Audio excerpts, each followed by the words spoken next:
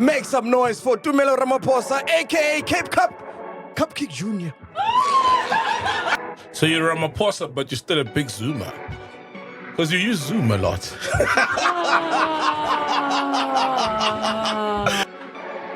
Hey, look, there's a special place we have to give your soul.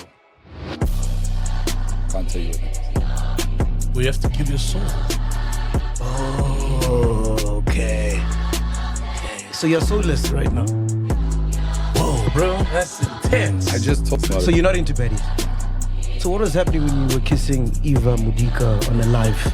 Wow, bro, that AI, what is this? Watch out for that shit. Watch out for that shit, bro. Respect us, chief. I don't even know who these people are. He's shocked. Yo, listen, sounds familiar. I'm shocked by this, everything happening here. We're gonna have an inquiry. I'm shocked. I'm shocked by what I'm hearing here. Have you introduced him to I don't even think So so. they have to keep money away.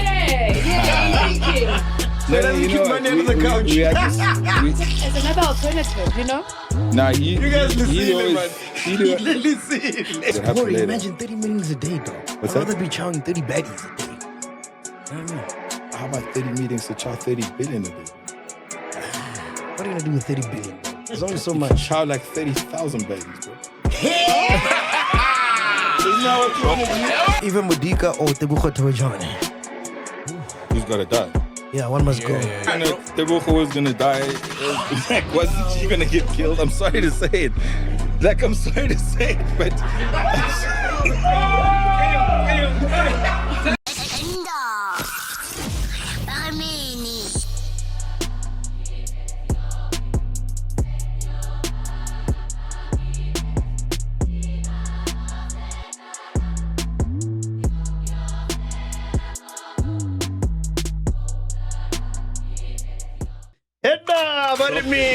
We are back, ladies and gentlemen.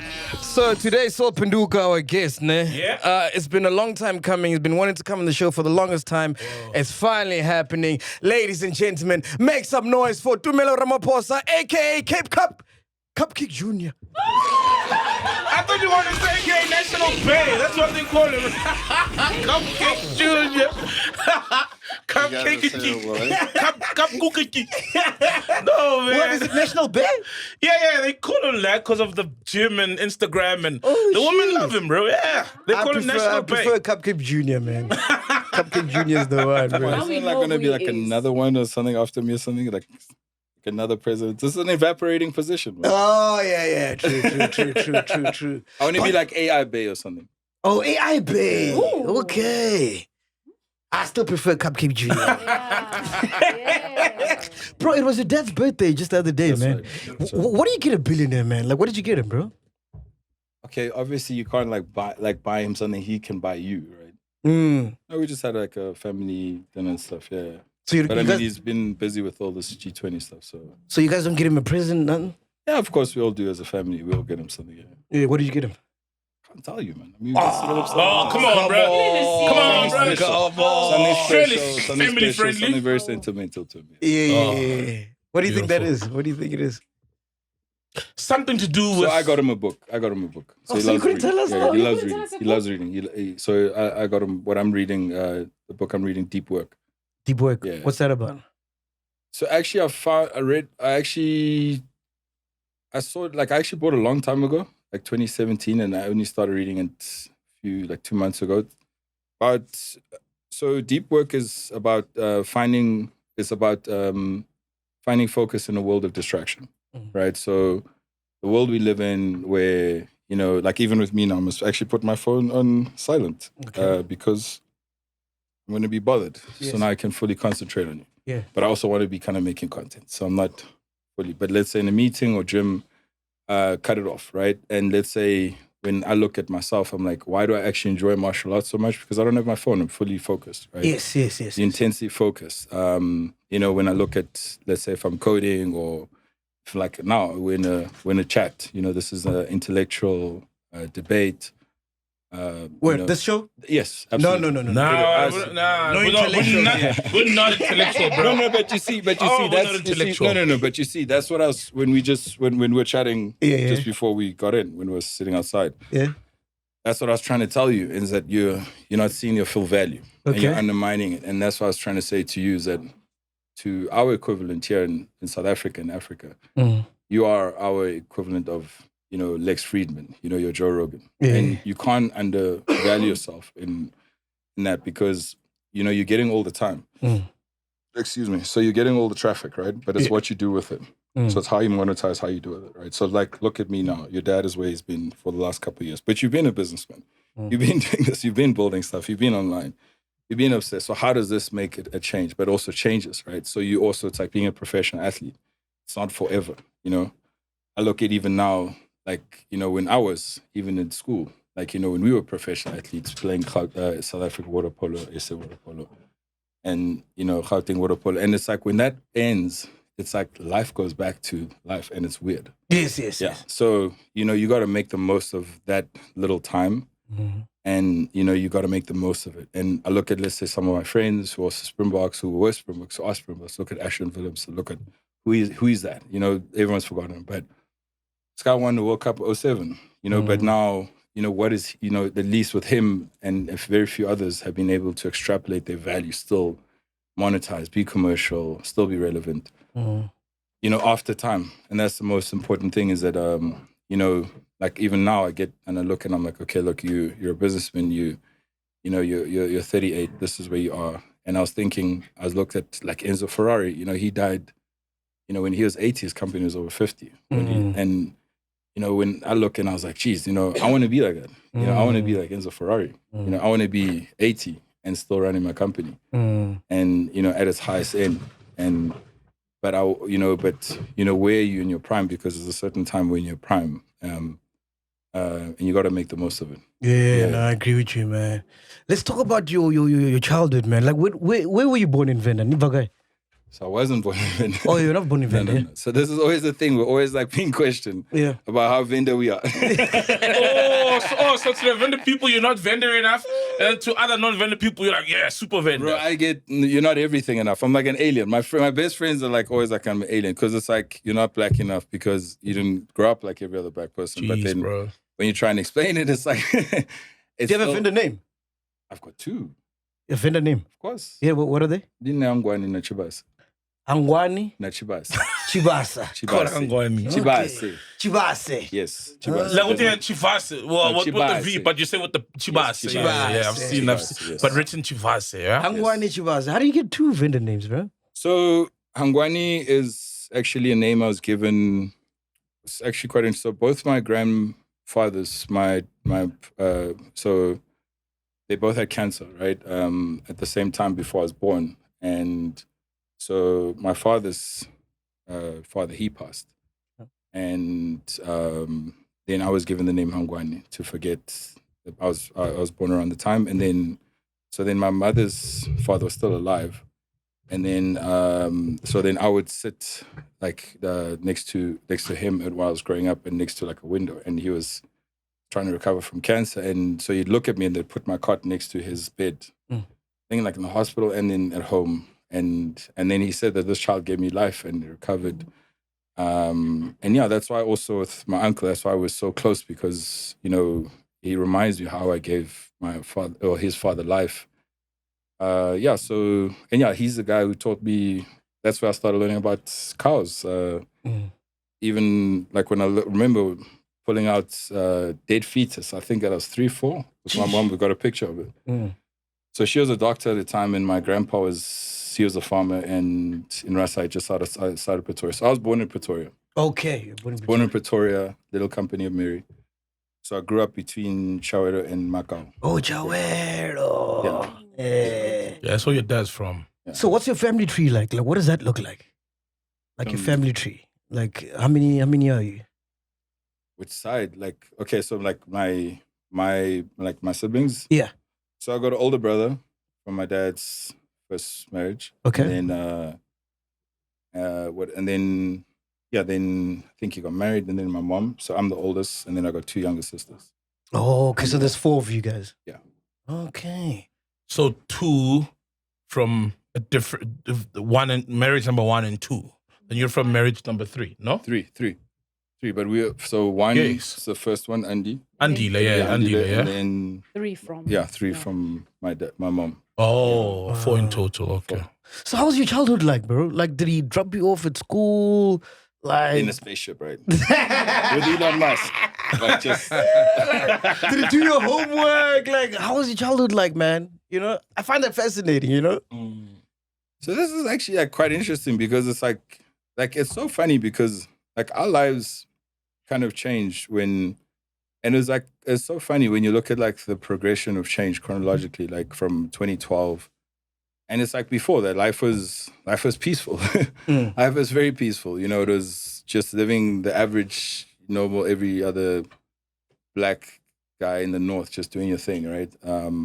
And you know, just building your apps, doing your thing, working at McDonald's, whatever. And when that kind of changed with my dad kind of getting into, you know, and why I'm explaining this because I'm trying to say like my life was actually normal before this, as everyone thinks. Like as you're asking, like what was your life like? Yeah. It wasn't in a spaceship. Okay. You just have to walk or crawl. I'm joking. No, so let's say post 2012, pre 2012, the whole decision, then 2012, and then it's like okay, a lot of change. You know, everyone's like, okay, what's going to happen? But you know, before that, yeah, life was normal, and it was normal. And I think from then on, progressively, it's like everyone has been like building a parachute. But was he like a present dad or like? Yeah. Okay. I mean, we watch Formula One on Sundays. I'm a Ferrari fan, being a diehard Schumacher fan from when I was a kid. He's a McLaren fan.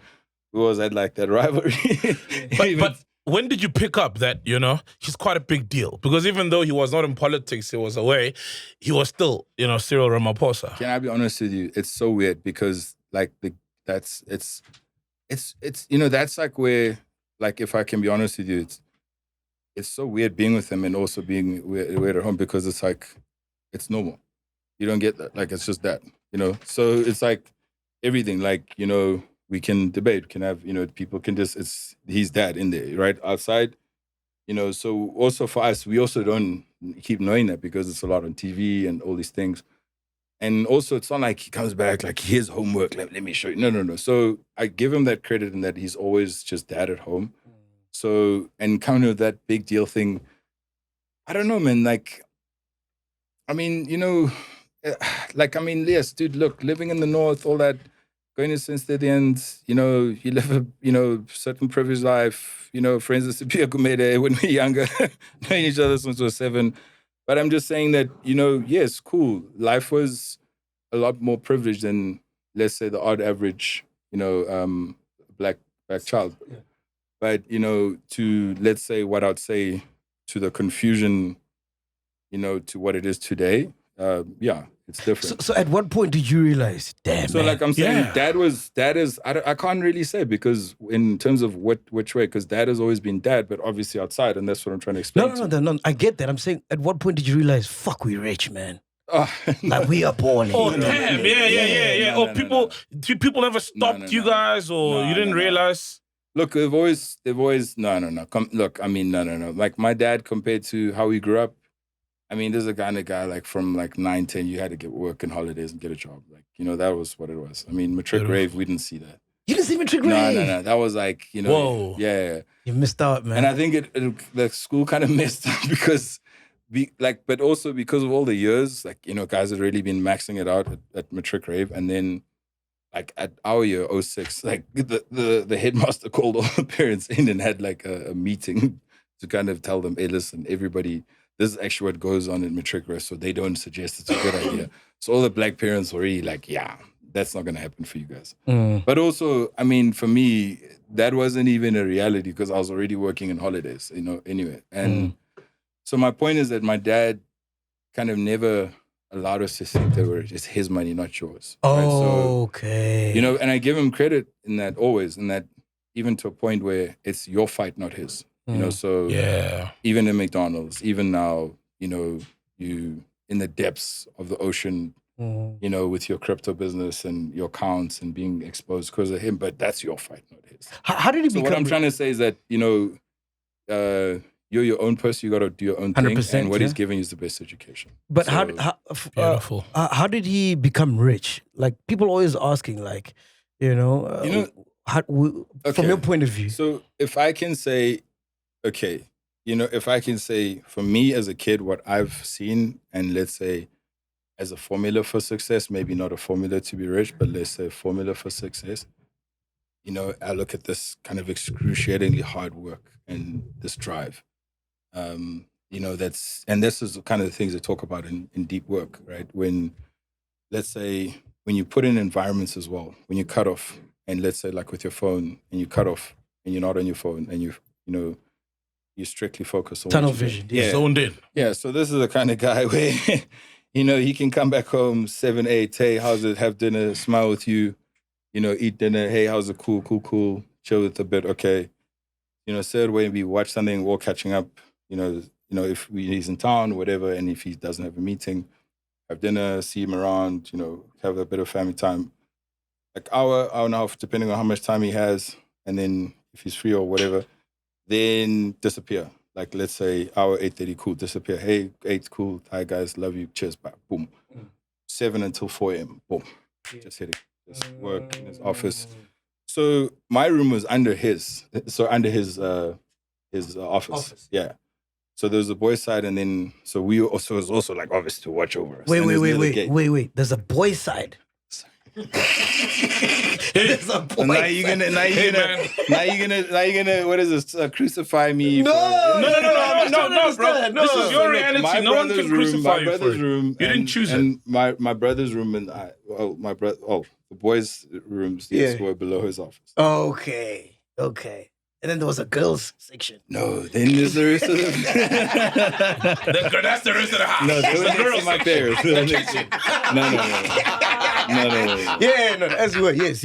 So the thing is, with me, I'd always see that light on, right? And that light on also meant like when you could and couldn't come and sneak in, and like when you Just speak on the mic there. Oh, sorry. Yeah. Like that light meant you couldn't sneak in. So my room was at the corner, my brother's side was here. So I had to like look up here and then like either climb out the window. So he couldn't like really hear me. Yeah. Like, but he like, you know, so but the thing is with me is that I was always this was like fun because these are like the PlayStation games I used to play, like Metal Gear Solid, like Splinter Metal Cell, Gear sneaking Solid, around. Yeah, yeah. big fan. No, MGS1, big fan. Half-Life, Big Max fan. Payne. Oh, no, big fan. Big Yeah. fan. Max Dudes. Yeah. Big fan. Oh, yeah. no, big. Hitman, Diablo. So, Hitman. I can go on, bro. Just fight. But what are you on Steam? Are you on Steam? No. This was back in the days. Come back on, in bro. the days. Come on. It was Okay. back in the days. So funny enough, I still play now, and I've gotten more into playing because a lot of the CEOs around the world, that I play with, and even like one of the biggest online platforms in Russia, that we're partners with. So listen to this. So he's a CEO of this platform. I don't want to say which one, because I don't want to burn him, because he also doesn't want everyone to know. But so now he's a CEO. You know, we've been working on, you know, bringing meat, so our biltong to Russia. And so now him and I play, but also it's because of our interest, but we've also seen it's time where, let's say, we also get to talk like from 9 to 10 or whatever about other things, but it's also now the team building. So now what he's done, so now this one time, okay, we're like, hey, okay, what are you playing? And the reason being is that a lot of other guys I work with as well, a lot of other guys are actually a lot more nerds than I thought, and I enjoy it as well. I'm a big gamer. So, and then, the one time he's like, okay, invite me. Okay, cool, invited him.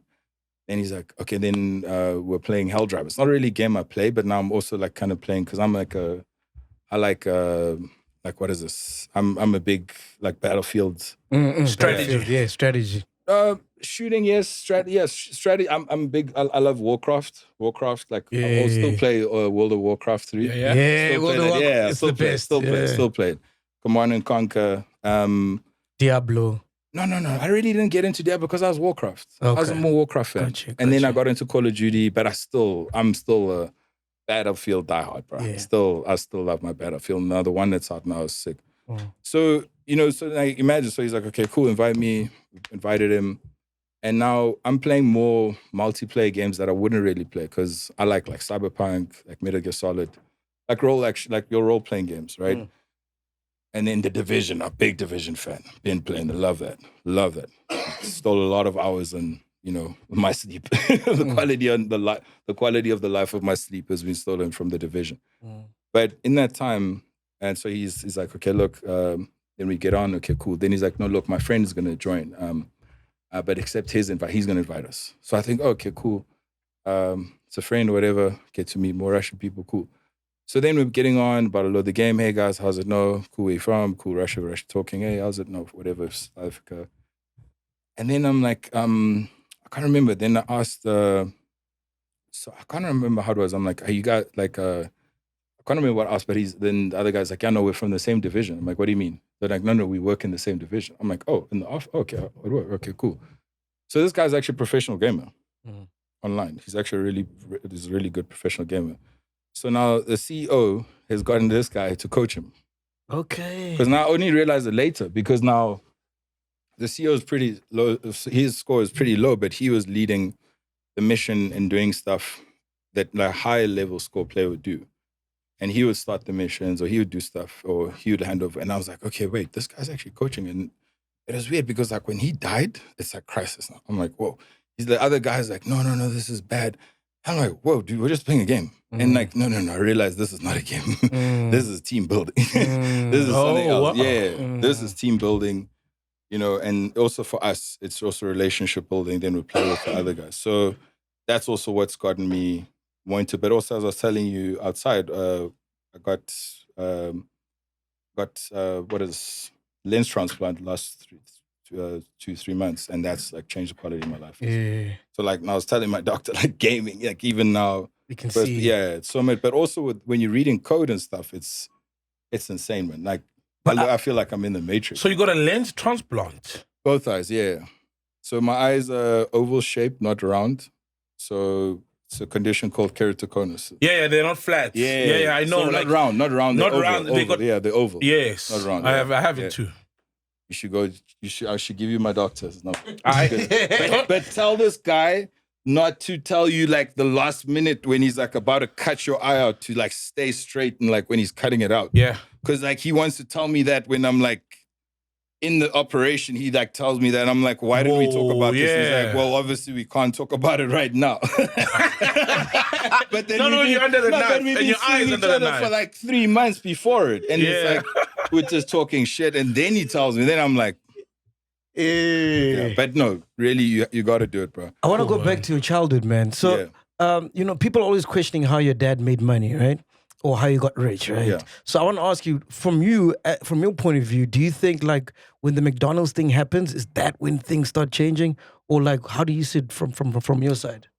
So if I can try and say, look, I've always seen things progressively change from our life. Like I look at, when we grew up, I was growing up, between both grandparents, until about, about 96, 95, and things had also changed in the country. And then we had also started staying together as a family. And that's actually when I got my first dog.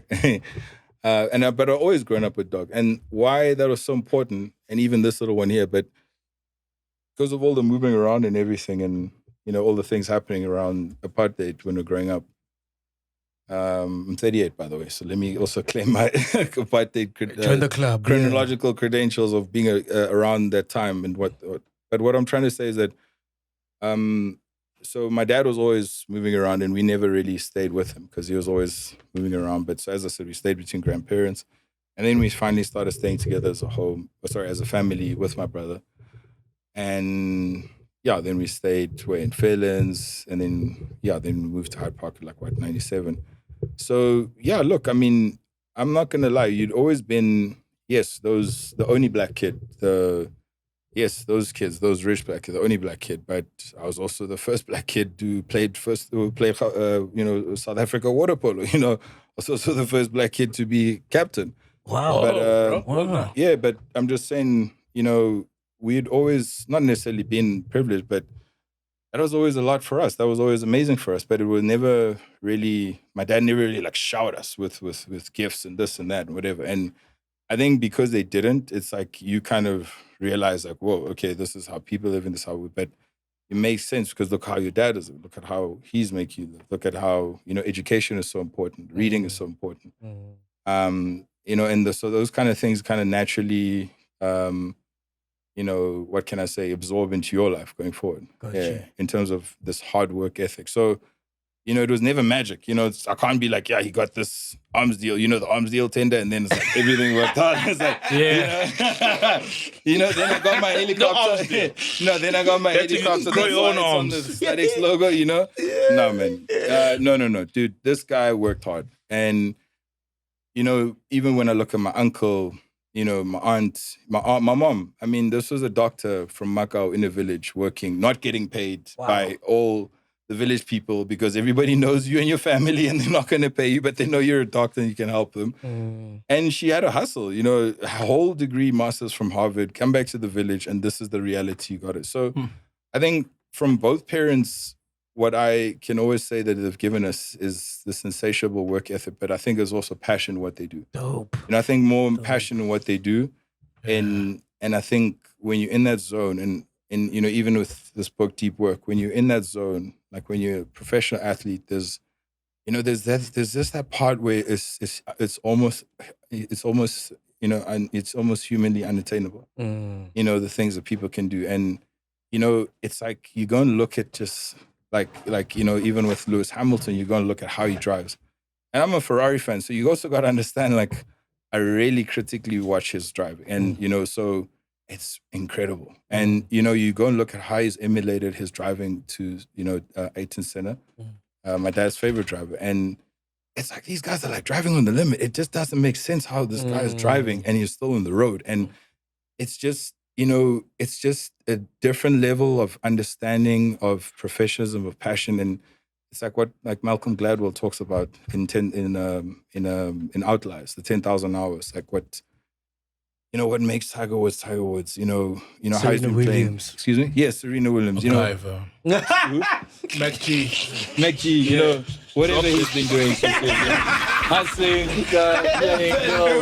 whatever he's doing. He's an outlier. He just won't, Don't worry, dog. I'm a hustler too, dog. It's just the difference between you and I is like I'm first family and I went to white private school, but don't worry, I can do dirtier stuff than you, bro. I just gotta be smarter. Bro, I want to ask about that. Like, what are the pitfalls or the worst moments or memories you have of being the first black? Because as much as it sounds beautiful, but surely it comes with some bullshit. Like, first black water polo national team. There's a tradition of it's just been a white boys club, and here comes this black guy, and then he fucking leads us, and you're a captain. Those kind of environments sound like we've heard of Makai and Tini stories. We hear of other, national team first black players, and it's not all rosy sometimes. Bro, I get it. Even, when I look at being in Silicon Valley like when I was there, from 2015 for 7 years, I think, why I say this is like, I think, you go look at from what it was being a kid to what it is today. And, it's like, and back then, and I look at, what I was telling MacG, in 2018, when we went to World Crypto Economic Forum, and we competed and became, we placed 9 and 11 both competition, World Crypto Economic Forum. And, when you look at I was the only black guy then as well. And I was like, and it's something, I don't know what happened. Like, just before I got on stage, something shocked me, just being, and it was like a moment I remember, trials at, I remember trials at at Gauteng Water Polo, like in grade 10, like this is now before for SA. I remember, dude, I didn't just chow those guys, it was bad, bro. We were not even swimming in the same race, bro. Whoa, bro. We were links, bro. We were at least 5-10 meters on average. And I was chilled. And I was still chilled. And I was just hammering it. And what I'm trying to say is that, I remember just before we got on, and I remember just before we got in, it's all these Afrikaans guys used to kick our ass in rugby. All pumped up, steroids, like the pimples are like, guys look like they're about to step on a bodybuilding stage with like about to jump in the pool. I'm just like, am I at the wrong competition? Or what? You know what I mean? Yeah. And yeah, we also that's when you got introduced to all these things back then, you know, steroids, all this. And we were like, geez, okay, we're obviously not doing the same things, bro. But what I'm saying is that I remember, you know, and now it's like, dude, I remember like, dude, being in the locker room, like everyone's speaking Afrikaans. And, you know, I also didn't understand that. Okay, they're doing that. Okay, now we're all here. You're the only guy from a private school. So you're there. You're the only black guy. And everyone's like, okay, you know, this guy's lost. And I'm just thinking, like, guys, we're swimming, we're not fighting. Like, and even when we start that, I'm going to swim away from you because thank God I can. In the field, I can't. So here's my only chance. And I remember, like, you know, just an anxiety. And I just remember, like, dude, this is your chance. Like, you know, this is why there's a reason you're here. Like, you know, I remember even getting up before stage. Like, I remember that moment. I was like, dude, there are 20 startups here. You're one of the best. You're all competing here. There's 20 of you, all literally for an algorithm. It doesn't matter if you have a fully built platform, because even out of that 20 companies that competed, only 6 of us actually had a fully built platform. It was all algorithms.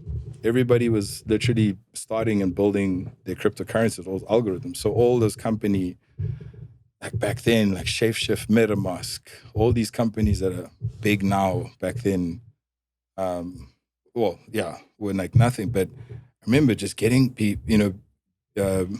just about to get on that stage. And, you know, I remember it's like the stage was here and I was playing that video I showed you now. Yeah. With my pitch deck. And still standard, Silicon Valley, white people, no black people. And there's like a whole crowd of us in the auditorium, and I'm getting up on stage, and I've like got my hat on. So I had like this whole thing of like having a hat, like wearing a hat, my Bitcoin hat, and like wearing a suit, like going to conferences.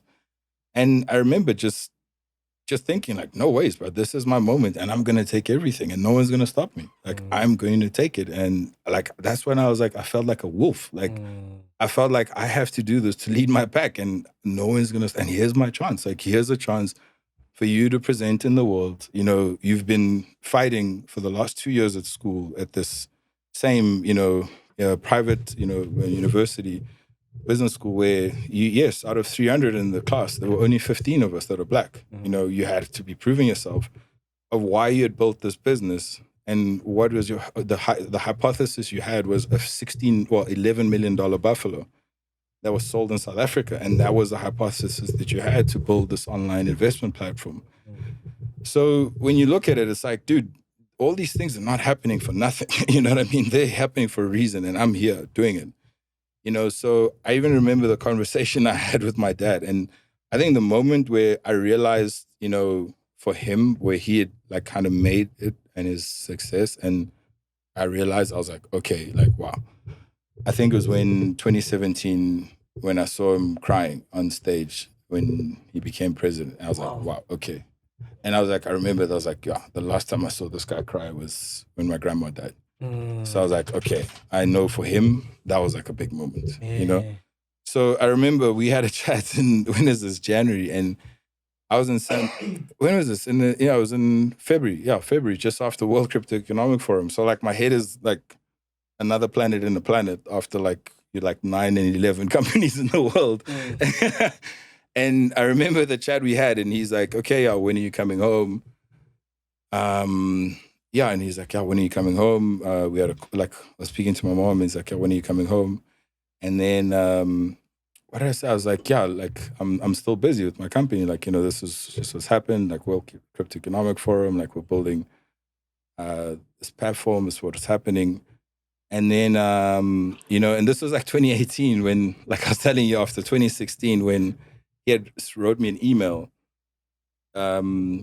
discouraging me from building Studex, because it was like a synthetic platform of what the current stud market was like in South Africa, but now is to do it globally, virtually, and in crypto, not in rands. So he like discouraged me, and I still got that email where he like discouraged me. Why is like a bad idea?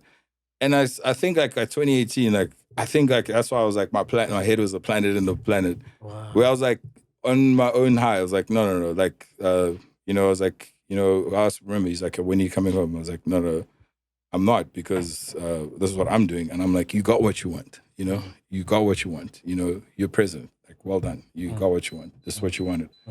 I'm still doing what I need to do, He's like, wow, but you need to come home. I was like, yeah, but listen, dude, you are one of, I remember I said, like, you're one of, 300 presidents in a world of 300. Well, you're one of 300 presidents in the world. I'm like, my company's one of 20 in the world. Shit. I have to do what I have to do. And I didn't come back until like April. So, and I think also with them is that, they've always taught us to, not encourage, not support, like, not baby you, like, no, like, that's not how we are. Like, that's why I said, like, he's that kind of dad he's going to watch you get your ass kicked.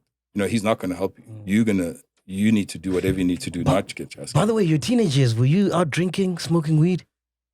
Bro, so with us, that's us, those things, nah. Like drinking, smoking. Dude, we're professional athletes. That's all we. So when did you have your first joint? Jeez, dude. I don't even know. I don't even know. 16? I don't even know. I don't know. So even from high school, that's what like, if I can say that, and, there was that separation of, okay, there's school, okay, then being the boarding house, right? There's like, okay, wait, so there's school, right? You go to school as a day boy, whatever, cool. You part of rugby team, part of water polo, whatever, cool. Then you go home like 2 o'clock or 5, whatever, cool. But then we stay at school, right? We play on. At 5, you go home. Dinner's only for us at 7. We play again. So either we play again, okay? We play again, right? So by grade 9, just because you played extra and just that extra play and that time you had just being at the boarding house. So imagine every day I've got an extra 2 hours from 5 to 7 when you went home, or from 4 to 7. When but you can sneak a joint between 3 and 4. You're playing. Yeah. You're holding you're holding a metal dustbin up, trying not to drown. Yeah, that's crazy. There's no time for that. So the point I'm trying to make is that there was a separation where there were guys who did that and we couldn't, because we were trying to be professional. So at what point did you decide to go to San Francisco? Was that your idea to, like, I want to pursue this? This is what I want to do. You know what? That was probably, when I look at it, probably one of the best ideas and the blessing, and like really, I was really fortunate, because the plan was supposed to happen, I actually escaped. Because I was working for McDonald's, and the whole idea was for me to be CEO one day and work and in the business. But before McDonald's, I mean, I was already building apps and, doing business. We had a factory where we were manufacturing Android tablets, importing the parts from China and assembling locally, jumping the import duties. So I was already doing that, and that was always the fight that, like, my dad always wanted me to do what he wanted me to do. So I was always trying to do what I wanted to do. And that was like, when like McDonald's came, and it was like, now it was like, being arrested. And I remember the conversation with my CEO, and I still call him my CEO, because he's, even though I left in 2016, but we still got a very good relationship.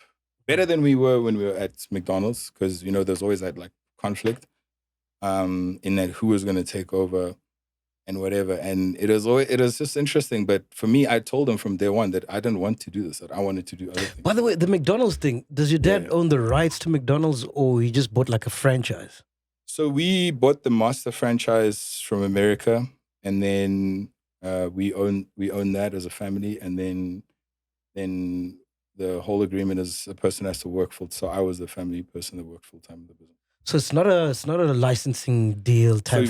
So we license out to other franchises. So we had the master franchise. So if I want to open McDonald's, I have to come to you. You can, because my CEO that I'm still very good friends with, and he's gonna watch us. Yeah, he's gonna give me credit, and actually he wants to coach you, Greg. These are the kind of guys. Wants to coach me? So he's doing no. So listen to this. As I was trying to say to him. So he was telling me this is what he's doing, and I'm like, look, this is amazing. So now he's left McDonald's after about 20 years. So he's an engineer by background, civil engineer, ran McDonald's. He was there for 20 years. He was CEO for 15 years. Okay. Really brought the business up. you know, from to where it is today, to being 15 billion rand year revenue business. And, you know, I tell him today, you know, Greg, put the relationship that we had or we didn't have, you know, aside back then. I'm coming back to you today because I want to learn, and it's what I had to do because you are a professional and you're an elite, samurai, what you do, you know? And he's like, why? Because I'm like, you've fought wars that no one will ever fight, and you've done things that no one will ever do, and running a multinational brand. And no matter how much I want to deny it, I've always learned, and I still learn, and I still use your mantra of building a foundation, a strong foundation. And that's what he gets like from engineering. And then, you know, so for there's different divisions. So there's like operations. So that's the division I went in, even though I studied marketing, but I wanted to be in operations because that's where you run, you build the business. And then that's where you run, you build the business, and that's like the organs of the business. And I tell him, I'm like, Greg, you know, because, you know, what I've learned, everything to run my business, you know, and, you know, it's when I think of every time I'm with him, it's, you know, like I train with my coach, Nicholas Winder. He's, you know, his former EFC best in Africa, EFC, and then in UAE, in Middle East. And so they just took his belt 2 months ago. Charlie and I were watching. It's sad, but he's still our champ. But, you know, even when I train with Nicholas and we train jiu-jitsu, and then like I train with other like black belts, like, you know, guys who are really, really good at what they do. Like, yo, bro, when you talk, man, I gotta be honest with you, man. It's like a chess puzzle, man. I'm trying to piece the pieces, dog. It's crazy, man. Yeah. It's crazy. There's a lot happening, That's his style, yeah. He speaks there, then he's there, then he's there. You know? It's a lot, dog. Yeah. You gotta focus, bro, yeah. And then some words, you can't hear them properly. Maybe you need some training there. Because now we by Nick, we're with Gavin. When we were with Gavin, I know. Greg and the relationship of Greg. Now it's Nick, the coach, the EFC coach. It's like, what, bro? Look, we were flipping burgers, now we're flipping bodies. So look, the point I'm trying to make. But the point, so look, what is this? Whoa, what the hell? So let me flip your mind. Oh, that was flipping the mind. Cool. So let me flip it, bro. I'm Pindu after all. So the beauty with jiu-jitsu opposed to other martial arts is that it's more thinking, right? So let's say, for instance, I mean, how much you weigh? 150. Okay, 150. Massive guy. Okay, I'm 106. Okay. Cool. So let's say, okay, who's the smallest lady here? Who likes 65 kilos? Okay. So let's say smallest. It's a form of using strength, right? Using fulcrum and leverage, right? So using techniques where a weak person can beat a strong person, but using strength and not necessarily, but not using strength, but only using precision and accuracy. Yeah, makes sense, right? So, for instance, if I was to strangle you, but like get behind you, right, and you know she could like strangle you, put you out. But if she closes her hand and she fully closes your throat, your what is this? Your throat, esophagus, my pipes, and she closes it, and she pulls enough, and then she wraps her legs around you. So you don't have any movement. She could pull you out. I've been put out by the first female. She was number 4 in the world. She put me out 5 times. Makes sense. And she was only 75 kilos. Well, no, 60, like say 70 kilos. I was like 110. Makes sense. So it's about thought. It's about idea, like how you think in strategy. So the point I was trying to make about Greg, let's say compared to Nicholas, the thing is nice to train with Nicholas, right? And you get times when he's about to train for a fight, like he's like a razor. Because now he's serious. Now he's like he's trying to kill you. When he's not training for a fight, messing around, he can teach you stuff. But when he's now about to get into a fight and he's prepping up for that, he's like a razor, you know, like he's sharp, he's focused, like his body, it's like even when you touch him, it's harder. So the point I'm trying to make is that when I roll with like black belts, where, you know, it's like what Jake Gyllenhaal once said in an interview, he's like, when you're with professionals, you know, elite professionals at their, you know, at their peak, you are in a position only to learn, right? So even with those black belts, like, you know, as much as you're paying to get your ass kicked, it's like a very expensive ass kicking, but you learn so much. And that's the whole thing, because with martial arts, it's a form of art. There's this aspect of study, this aspect of meditation. So when I feel like I'm with Greg, I'm like with a black belt mentally. Like, I got to know, what's happening. Like, I remember the other time we met, and we haven't seen each other in a while. And I'm just like, it's like getting back into rolling it. I'm just like, whoa, I haven't. And the thing is that it keeps you sharp. It's like, hey, listen, what's happening here? How are you building this? What are the operations? What's this? And it brings you back into that, like, why? Because this is an elite professional at what he does. Yeah, at the highest level. Exactly, at the highest level. So that's why I was like, dude, imagine if you could go and train some of these black guys about business. And he's like, no. I'm like, dude, you know how to train.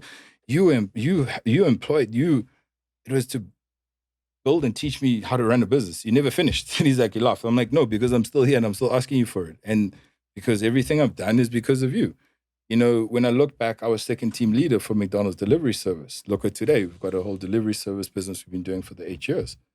And it's literally copy paste how I run, organize, manage, lead. Even my boss in Dombi, still keep very close contact. Because even when I was at Masters at San Francisco, it was like a copy paste of what let's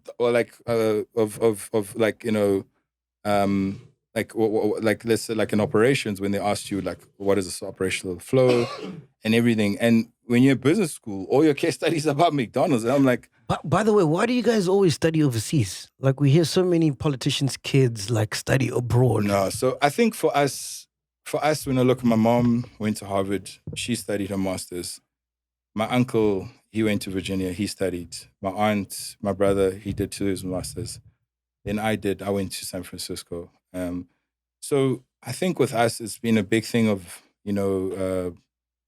I think also opening yourself up to the world and, higher ascension, educating yourself, separating yourself, distinctifying yourself. So, because it makes it seem like the education here is terrible. Not, like, we're studying nonsense. No. Not really. No, not really. And can I be honest? It's like clowns. Yes. No. Look, it's like the McDonald's logo. And Greg is smiling. Like, come on. Clowns. What do you mean? Come on. Ronald McDonald. He's the chairperson of the Ronald McDonald Foundation. Come on, don't say that. Come on, don't say that. Come on, he's gonna watch this. No, I'm saying Greg. No, you watch it. I'm not saying Greg is a clown. I'm saying we like the Ronald McDonald, And Greg is like, well, the inferior education in South Africa. You know what I mean? Oh man. It's no. I disagree, because I look at myself as a kid when I was 9 years old, and I was obsessed about the internet, just wanting to be online. And I think, I disagree, because the internet, it's like a speech I said in 2022 when, at a moderation where we had Martin Lawrence from Bad Boys, but I wasn't on his moderation. It was the same private event. And I was saying that, when you look at the internet, as much as the world is vastly based on 55 million square kilometers, right? And South Africa only being 1.2 square kilometers of that. And in the earth, we only populate 30% of that, right? So you look at it, we're only sitting at like 190 something, million, what is this? Square miles of land mass, but then it's even less in terms of habitation. Yeah, true. So when you look at it, what really connects us, or what's really actually happening, because it almost kind of takes us back to what Yuval Harari talks about. He talks about the epochs of evolution, and you got to look at what were really the common denominators, what really kept things going and moving. Back then it was value. There was a value system. It was money. Money kept things going, and then it turns to communication. Let's say Morse code. In phone line. And then now, today, we have the internet, as a world, as a virtual world. But at what age did you start accessing the internet? As I said, 9. I was obsessed. I had to. So what year is that? Like 96, 96, right? Whoa, so bro. We're now in 2025. Do you know 96? Do you know that majority of people don't have access to the internet still? Yeah. What I'm trying to make is the internet is a window to the world. Yeah. Okay. Yep. So the internet for me was a window to the world to see what's happening in Silicon Valley. And I was always wanted to be there, right? So always wanted to be, in Silicon Valley. And then, being there, now showed me what's happening and how people are building apps. What is Mark Zuckerberg doing? what are all these people doing? Yeah. You know, so that kind of Especially gave me... the dog doesn't go out, no? Charlie, No, it's fine. Oh, the dog is Charlie. come Charlie. Oh, it's Charlie. Oh, Charlie. Aye, she loves all you guys. Come here, Come, baby. Charlie. Oh, Charlie. Come. Dad's calling you, Charlie. Oh, Charlie. Charlie Khaleesi. I closed the dog off here. I wanted- I've got a block for a reason. And Why? the owner is now calling Charlie. Now Why? I open up for Charlie. I wanted her to be famous for like 5 minutes. Come here, Charlie. All right. She's like even wearing a, what is a Springbok jersey? Yeah. That's a national dog. So coming back to the Charlie, point, Come, Charlie. Hey, Charlie. Come, Charlie. when you Charlie. look at Come, Charlie, Come, Charlie. She's Wait, scared. Charlie. Come here, sir. You speak English, Charlie? Speak Afrikaans, man. She's scaring the dog, dog. Oi, Charlie, come here, so Charlie, man. She's wearing a rugby jersey, man. He must understand Afrikaans. this side, Come here, so Charlie. Come no, Charlie. Come no. You gotta be soft. with the No, dog. that Charlie is a problem. It's a problem, man. That Charlie is a you're problem. scaring her. Bro. Huh? You're scaring her. Oh, Charlie's on her. Yeah. Man, you should have said, bro. No. Her name is Charlotte Brown. Oh, yeah? Yeah. Bring Like the picture. Like Charles Leclerc. It's a bitch. It's a dog. That's a female. It's a bitch. Bring the bitch here. What's up, bitch? That's my favorite bitch right there. These are facts, you know? You know she'll bite your throat if I tell her. Oh, no, I'm probably trained. Yeah. What's the pink tag on Charlie there? So it's a little tracker, bro. Oh, hey. Okay. Oh, in case she's lost around the house. Yes. Because the But house also is to listen, to listen to who's around her. Ooh, there's a mic there. No, I'm joking. Hey, Mike, Charlie, Papa.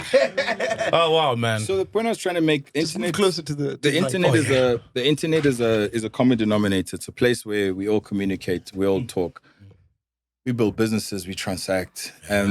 So when you look at it, that's actually what makes the world right now. That's what the world is right now. You know, right now here, and that's what I was trying to say to you is that you're not like, you need to stop thinking that you're only talking to 65 million people in South Africa. I did an event last year, the Nelson Mandela Boxing Championship, pre-qualifying Olympic event.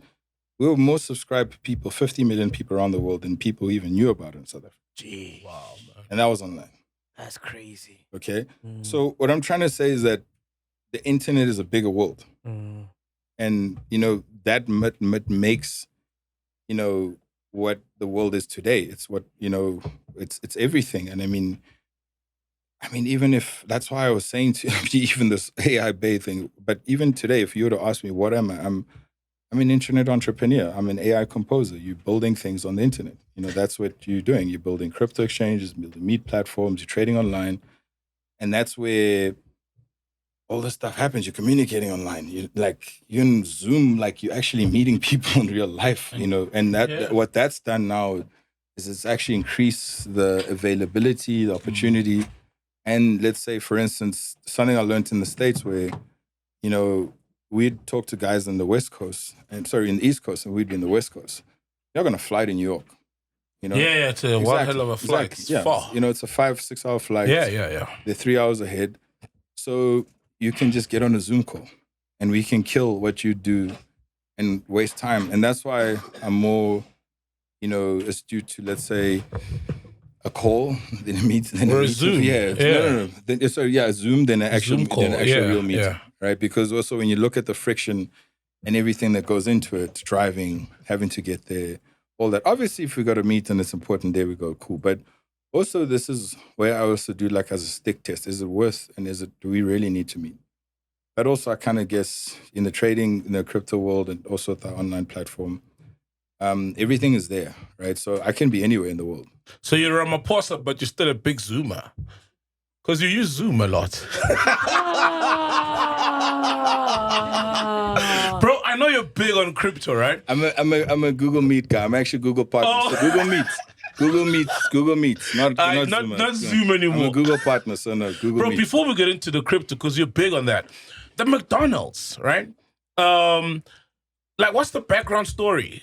Because, I mean, there's so many, we know, capital of, you know, junk food businesses, America. So, how did you guys identify McDonald's? Did you go for other brands at first? How did the whole McDonald's things fall on your family's lap, or how did you go out and get it? and make it happen? Let me tell you two things, and actually about Greg, two things. So, good question you asked. So at the time, before we got into McDonald's, we used to bottle for Coke. We were Coca-Cola Shanduka beverages. They're small, sip baby. The smallest bottler. And I worked in finance department, and then about 2008 or so, then we started McDonald's and everything. And then I remember around that time, so I was doing bodybuilding. I remember there was a time where we met. It was early, I think it was like 06 or something, a bit earlier. I was like in matric, and 07, 08, somewhere around then. And then, so my dad and I and some of the Shanduka guys went to meet Greg, the CEO, and then now we did a tour in Cape Town. So Greg is now CEO of... No, he was. He's already CEO of McDonald's, or he's a different business? Sorry? When you went to go meet Greg, what was he? He was CEO of McDonald's at the time. That was the time, yes, when we just taken over the license. So he was CEO at the time. Oh, okay. Oh, so the master franchisee license was with somebody else. So as I said, we had bought it from Chicago, from America, and then we owned it. Then we had the right to franchise.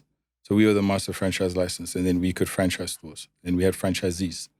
So we could give you a franchise license.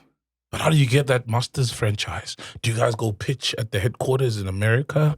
Or do they identify you through your bottling business? Your family, or Shanduka rather? Okay, Charlie said, I can't really tell you. Bitch!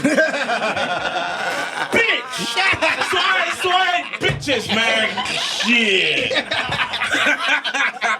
No, I'm not making fun of you. No, don't bite me. I'm not making fun of you. I'm not making fun of you. You're a good dog, well-behaved dog. Yes. Oh, snap. So you come tell us? Hey, look. There's a special place where you have to give your soul. I can't tell you where that is. Where you have to give your soul? Oh, okay. So you're soulless right now. Whoa, bro, that's intense. I just told you, if you're listening, we got into Coca-Cola and then got into McDonald's. Yes.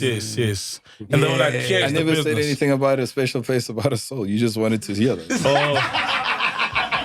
Okay, so they were bottling Coke, and they went to bottles, and then McDonald's said, here's a business. Don't bottle it. Listen. I hear you. See, even Chinese like, come on, bro. Tumelo. Angwan. There is Angwan on the show. And I'm saying Angwan Namus. I want to ask you a question that everybody wants to know, especially the ladies, right? Oh, my God. You're good looking, dog. You got the surname. You got the money. How come you still haven't tied the knot? Like, what's happening? But that doesn't mean that I haven't, because you haven't seen it. Ooh. Fair enough. So we tied the knot? Let me say I'm engaged. Let me just leave it For at that. real? So let me just leave it like right there. It's like, why would you want to do that, dog? What a waste, man. because that's where we are. It's none of your business. Hey, See, I'm even like rolling Charlie's sleeves up to be like, kick someone's ass for her mom. You know? So when did this happen, dog? When did you get engaged? Like, how did that come about? Jeez, what, last couple months? Yeah. Yeah. Mm. Is it someone we know? You could? I don't know. Do you? Why are you not telling us? Dog? I thought we were boys. I came here to talk about my business. You know, it's like this thing. No, let me. Business, dog. Yeah. Do you think the ladies, Tumelo, do you think the ladies are watching here to understand your business. You know, the thing is with me is that I've always got to like, there's this interesting balance of a line.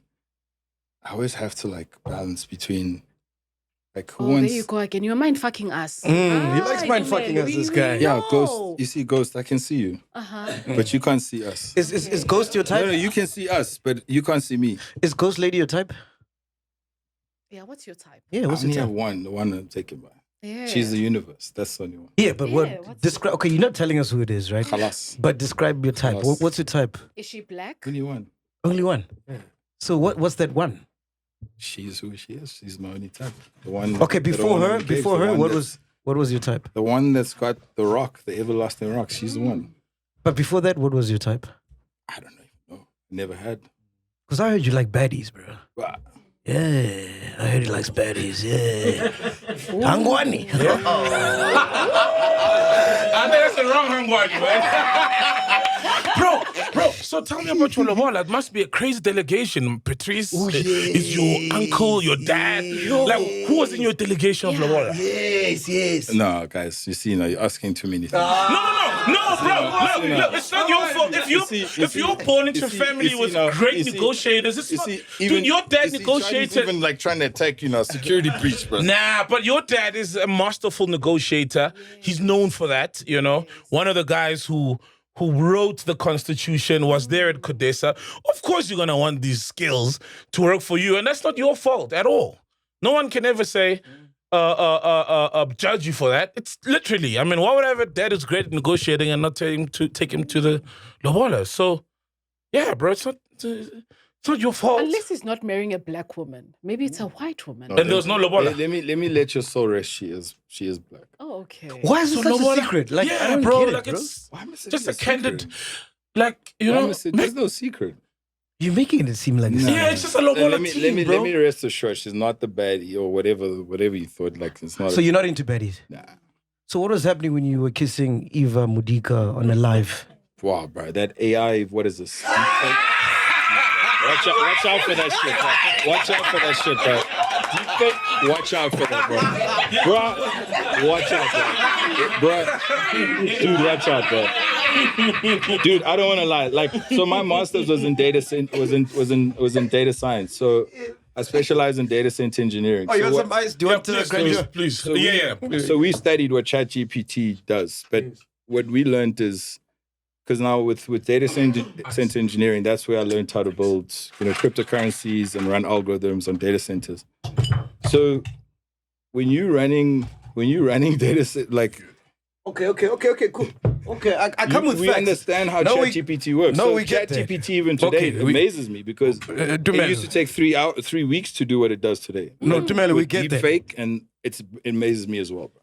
I've got proof. Okay. I agree you don't want to talk to us. Here's proof. Bro, this is the story that happened, right? Ghost lady, listen to this. Baba Lomneno and Tumelo Ramaphosa were involved in a heated public feud in April 2024, which stemmed from a disagreement over a boxing match event. Babalo accused Tumelo of bias when he added Ino Morolong as one of the celebrity fighters for his Studex boxing match. Babala said nobody should waste their hard-earned money to go and watch that boxing match. Right? You still following, Ghost Lady? Yeah, following. Ashley has already lost the fight because Ino gave Tumelo Ramaphosa, the main promoter, a girlfriend. Ashley was the lady fighting Ino Morolong. Oh, okay. Yeah. Let's hypothetically assume the couple wasn't introduced by Velapi. So Velapi in this situation is Ino. The fact remains that the fight will be biased against Ashley because Velapi is best friends with Tumelo's girlfriend. Tumelo showed that he still... girlfriend. Yeah, this is at the time in 2024. Tumelo showed that he still harbored resentment towards Babawala by insulting her on social media. In his first post, these are yours, no AI. This is Tumelo. No deep fake. No deep fake. He wrote, still in the club 500 years later, do your research. Only vampires can survive.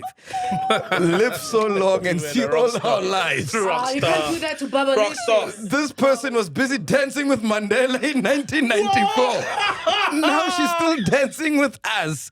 By implying that Babawala sells her customers repackaged meat, he alleged that she undervalues her customers. He says she buys meat from a butcher shop and then sends it up. I don't know what that means. Yeah, she used to buy meat from us. Yeah. Had a nice old video.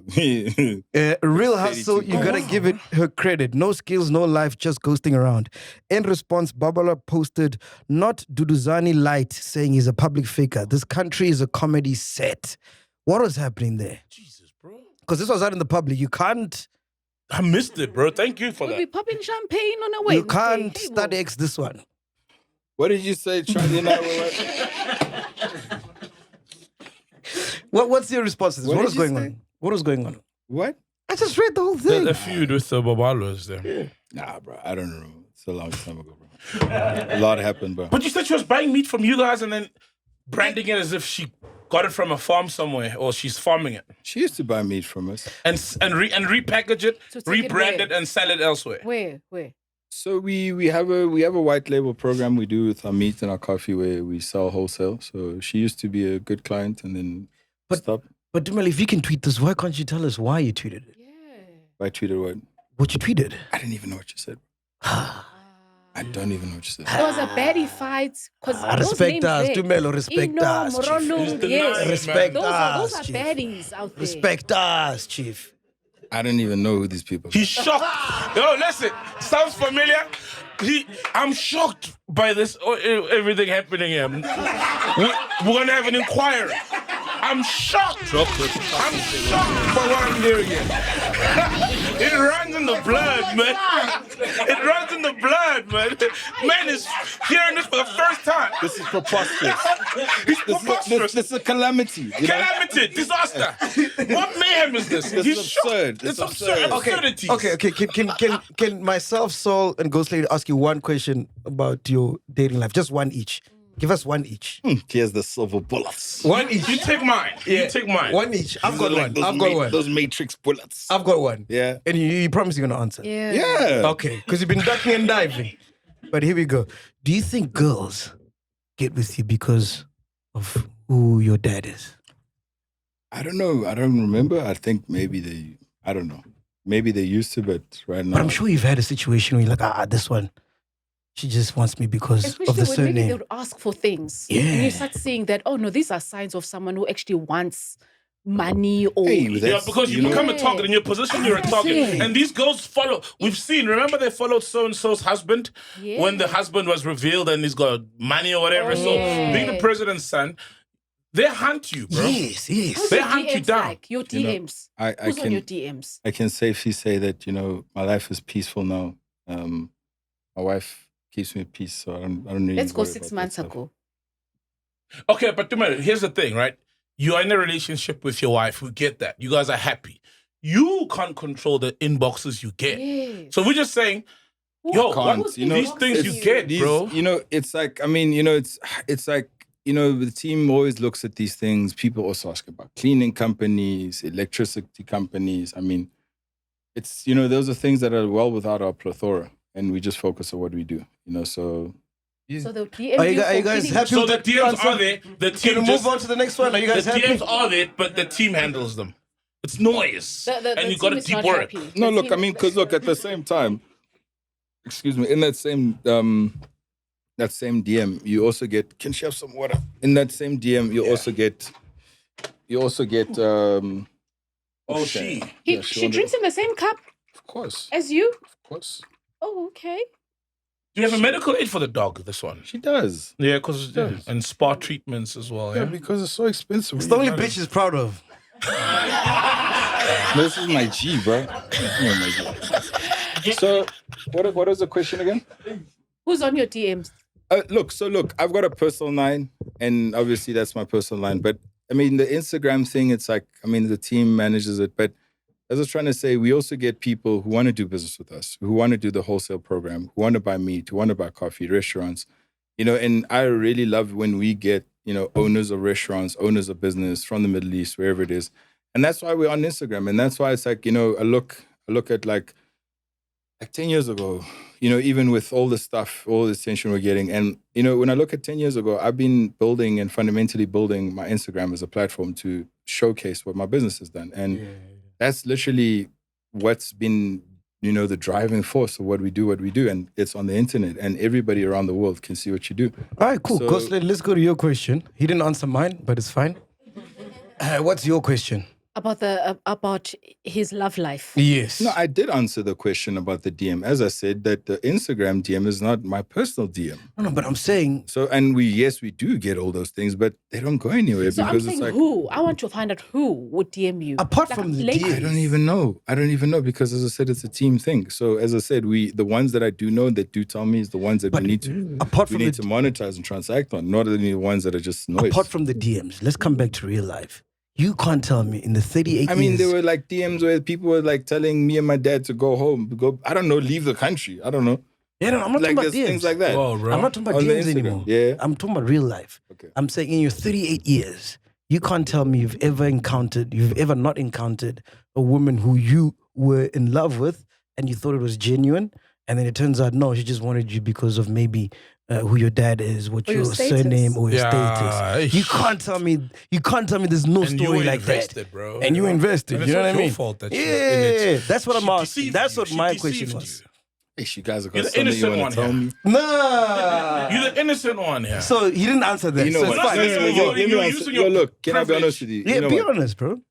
You like, you know what? We all gonna have those questions about everything in life. You know, we're all gonna question. Even with her, she might even be asking, does this guy think he can be with me because he thinks he's a big deal because all these girls want him? 100%. Oh, You know, yeah, so it works both ways, right? So, and I think, yeah, that's where you do or you don't find love, right?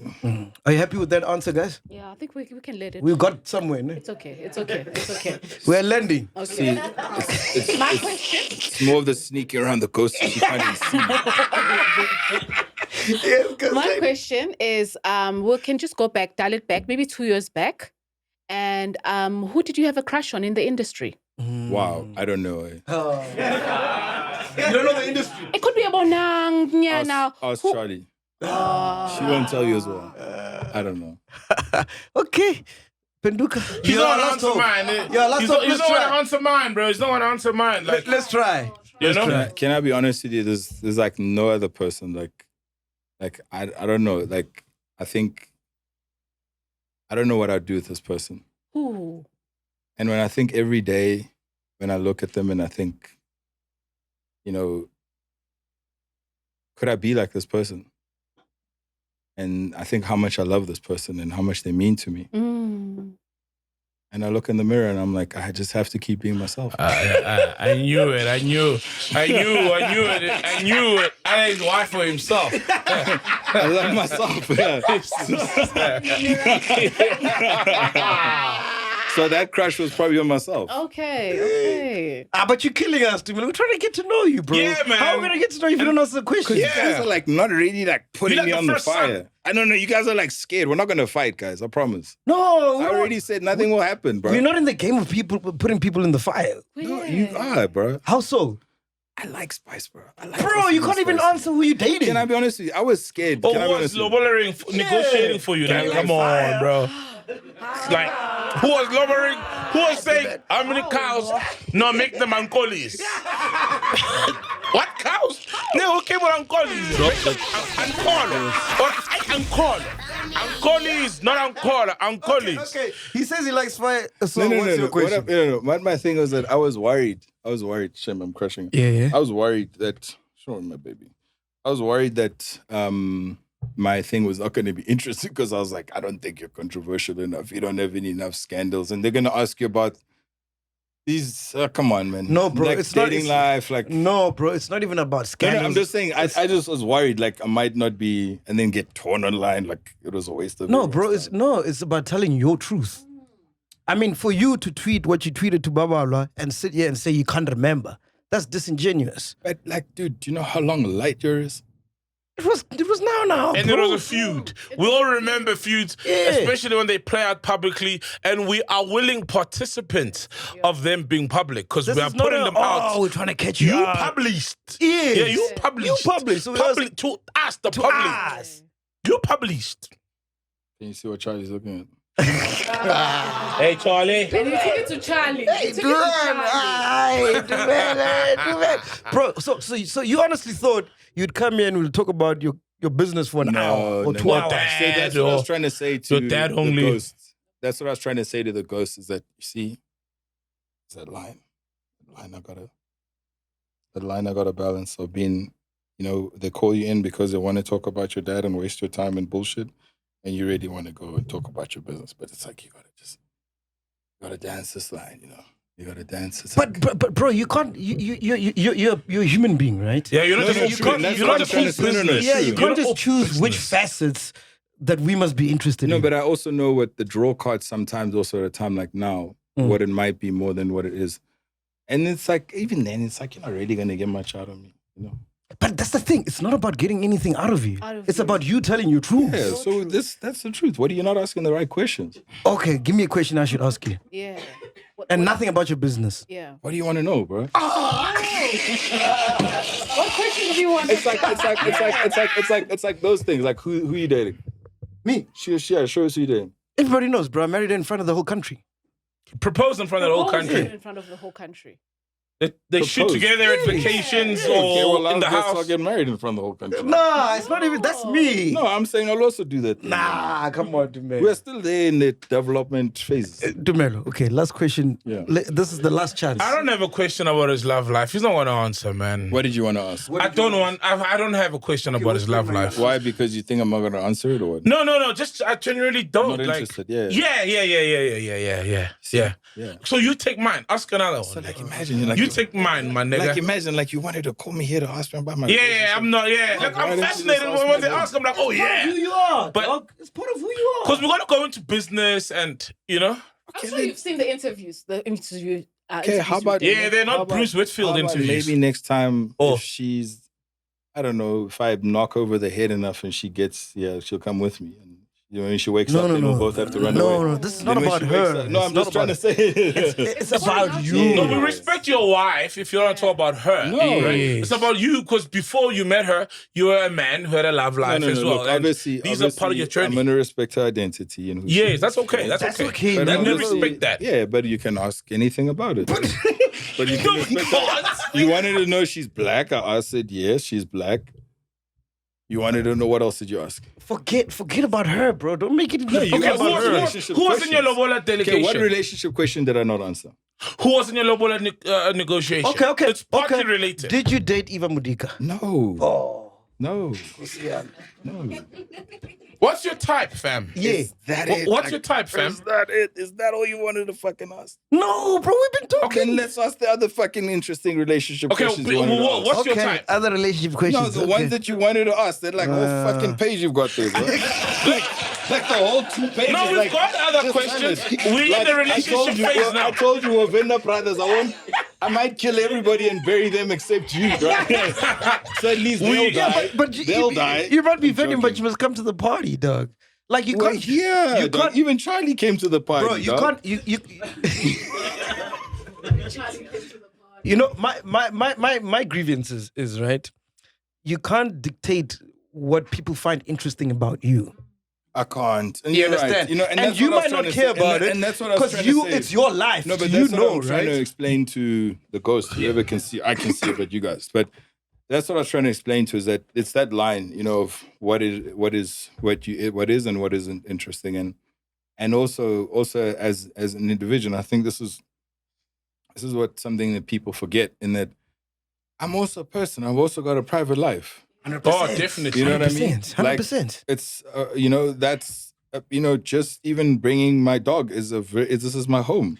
Shout People out, get- bro. Not even Tumelo, so. I get just that. change I it. You get, are I, dog, I, I man. get that, right? So I'm trying to say people forget those things. No, and but now Tumelo, when you go on Twitter and you say the stuff you say to Babala, you can't come back when we ask, why did you say That's that? not personal because you've made it public. Yes. Right, It's you know, personal and public. A lot of things happen on the internet.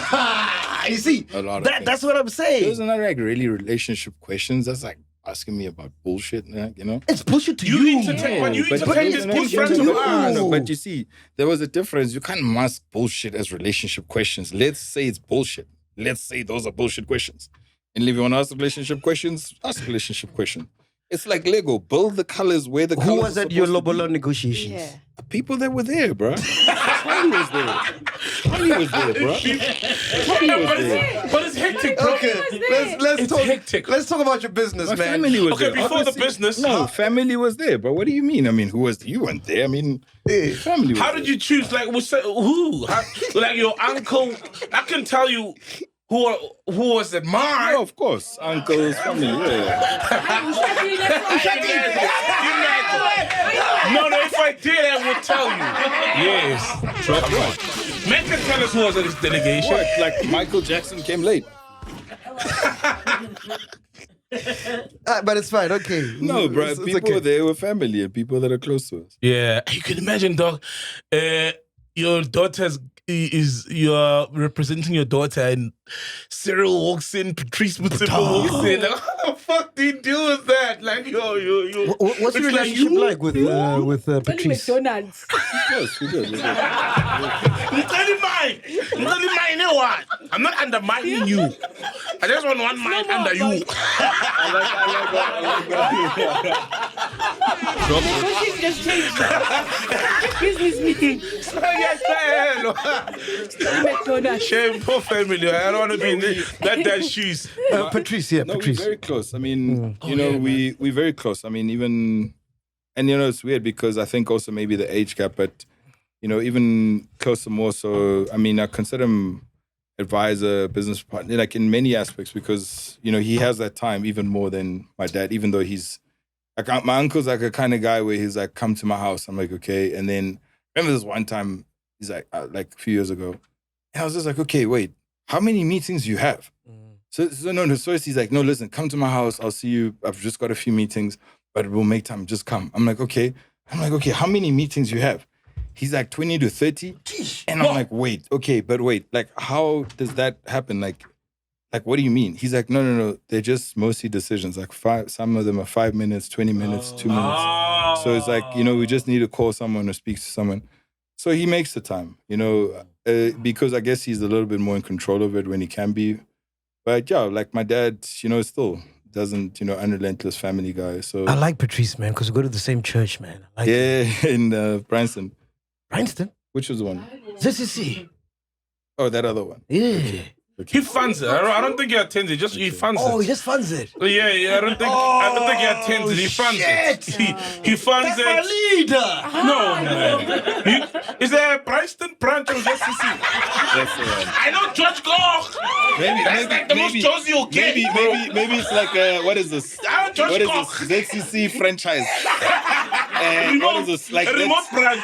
Like the McDonald's Woodmead. What is it called again? It's the flagship, like the number one store, like the flagship. Yeah. No way. Maybe I'm shyly flagship like It's Woodmead, the flagship. Yeah.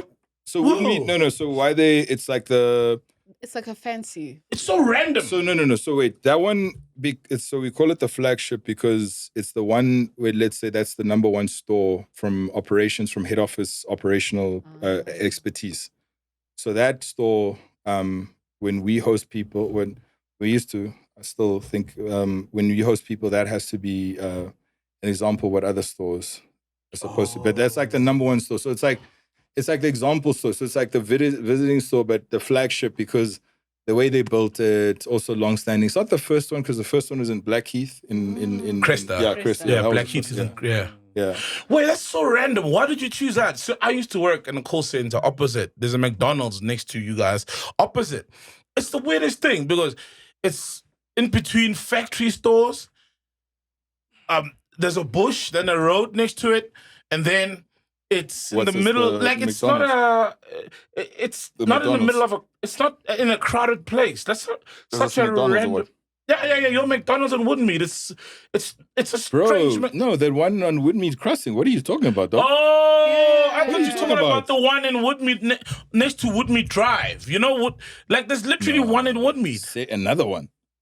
Dog, I'm talking about the one here Yo, by... Guys, the in Woodmead. You know the Baba. engine in Woodmead? Yes, the one Yes. opposite Woodmead. The one on that long road Woodmead just before the highway. That Yeah. McDonald's on the left. That's the one. Yeah, like this random location. I got a question you might like. It's random, guys. It's next to. Wait, it's not.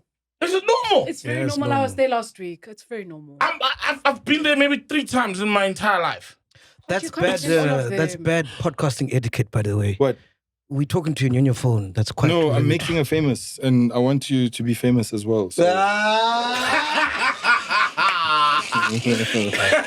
She's on your show, so I'm making her famous. Thank you. I'm saying, I got a question you might like. Yes. Why didn't you get into politics? Yo. You like that one? Look, Can I you mean, answer that one? of course. Okay. Loves that one. All right. Okay, we're back on the show. Welcome back. Next question. No, look, I mean, I think for me, hey, people are gonna crucify me for this, but look, I think for Why me, do you care so much about what people think? no, bro? because my partners in the Middle East always tell me, listen, bro, you must tell everybody that like you want to do, because if you don't, then everything we're trying to do is gonna wash away. Oh, I Like get everything. you. I get you. No. And the thing is that they're always the ones that are like, bruh, listen, just tell them you're happy, you're actually campaigning now, like you started. Got you. I think for me, I've just always been interested more in business, and that's what's taking my time. And, That's your lane. And not that it hasn't come about me, but I think also for me in that,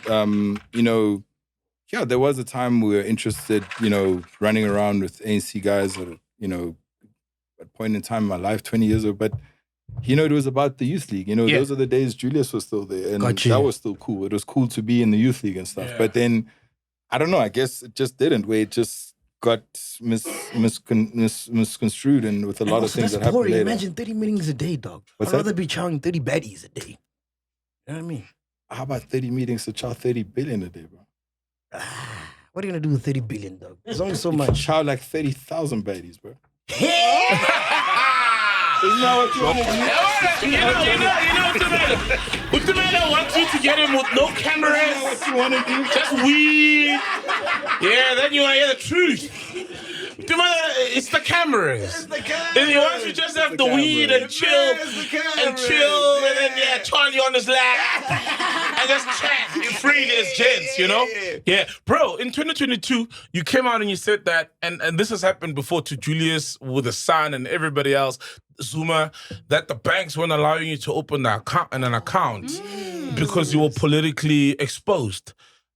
How did that end? Like, do you have can you open accounts now and trade free like any South African, exercising their constitutional right? So my challenges it's actually quite interesting, because with me, let's say, because of the industry that I practice in, which is, digital assets and crypto. So within the crypto asset service providing space, even with us, let's say when I was actually part of the bill in 2019 when we legalized Bitcoin, as a currency, that we also legalized the banks in America to clear the transactions on the Ethereum blockchain. So essentially what that meant was that now the banks could now put their transactions on an immutable digital ledger, meaning that they could put their transactions and information on an information base that could not be deleted. So let's say with that, and at that time, I was also being mentored by David Marcus, former president of Facebook Payments. Wow. I remember that was around the time my journey with, let's say, regulation compliance kind of started. And it was interesting because then my account got closed the next year because of all this PhalaPhala thing and all those things. Oh, then there was that. So I kind of already within just the area of my expertise, because there isn't a big aspect of money laundering, illicit fund transactions and all that.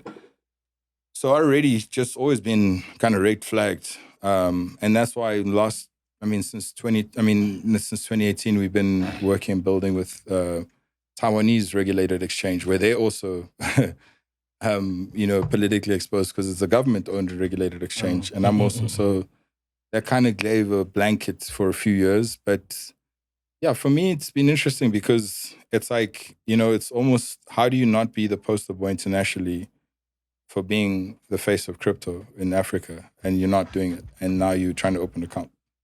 And then it's like, until the day your dad, now this PhalaPhala thing, now it's like a reason. Now it's just like, thank God. Thank God. Thank God. Now it's like a reason. So, that was kind of uniquely my reason was also within the space that I operate. And then kind of all the other bad actors and all the other things that just kind of follow and play with it, But I'd always been red flagged until something happened, because even with these anti-money laundering and compliance platforms, they're so sensitive in terms of they look at the news. So like search news, what is this called again? What do they call? Law enforcement databases, things like that. They're always constantly, scraping and searching. So that time I saw, he got caught doing funny things in south of Spain. Those are so you get red flag for all those kind of compliance things. And then kind of me already, being in the family. And this is not just my challenge alone. I mean, there's some Mandela people also have. Yeah. I spoke about Malema at some point, his son couldn't open. But it's also kind of weird because also for me, it's like, it's always weird in that, like, it's almost like I kind of almost saw this was going to happen, but also with crypto, this was also kind of mitigates that kind of problem. You can still, it's not, with crypto, that's the beauty. It's just that it becomes a thing of who's going to accept that value source, right? Yeah. So, even if I had struggled or don't have bank accounts or can't, or have to have in other names or other things, I give still pride to F&B, and I think I should crucify Standard Bank for not giving me an account, because the last time I had the news article, I was stupid enough to not say which bank it was. The Standard Bank that had been refused. The Standard Bank refused you to open an account. So Standard Bank's also quite interesting, because it's not just, with Standard Bank, it's a lot more racial. And I think with them, it's, it absolutely is. And why I say that, because I remember at the time we were applying accounts, there were people who had accounts, and I'm not going to mention exchanges because I work with them. There were times where there were no crypto service asset providing license at the time. I had met Brendan Topman in 2019, and he was head of law enforcement of Financial Sector Conduct Authority. Yeah. So at that time, we had met at the president's Young Presidents organization. I'd been invited for one of their moderations on crypto. They invited him because he's a regulator, and then then they invited Rand Noyner, who's like the number one trader in South Africa. And I can't remember who it was as well. Then I changed the whole game, and I brought like a whole nuclear weapon. I brought like the head of Africa from Ethereum, which is the second biggest cryptocurrency. So just by me having that guy in the room was already just uncomfortable for everyone, because we had our conference in 2018 and we're very close with the founder. So the point I'm trying to make is, we even brought on Brendan Topman even to be one of our advisors. What can I say? How do I say this? We sobered up, or we gave a regulator drunk in the world of useless regulation and meaningless regulation. We sobered him up with the meaning and the technology, and he understood it.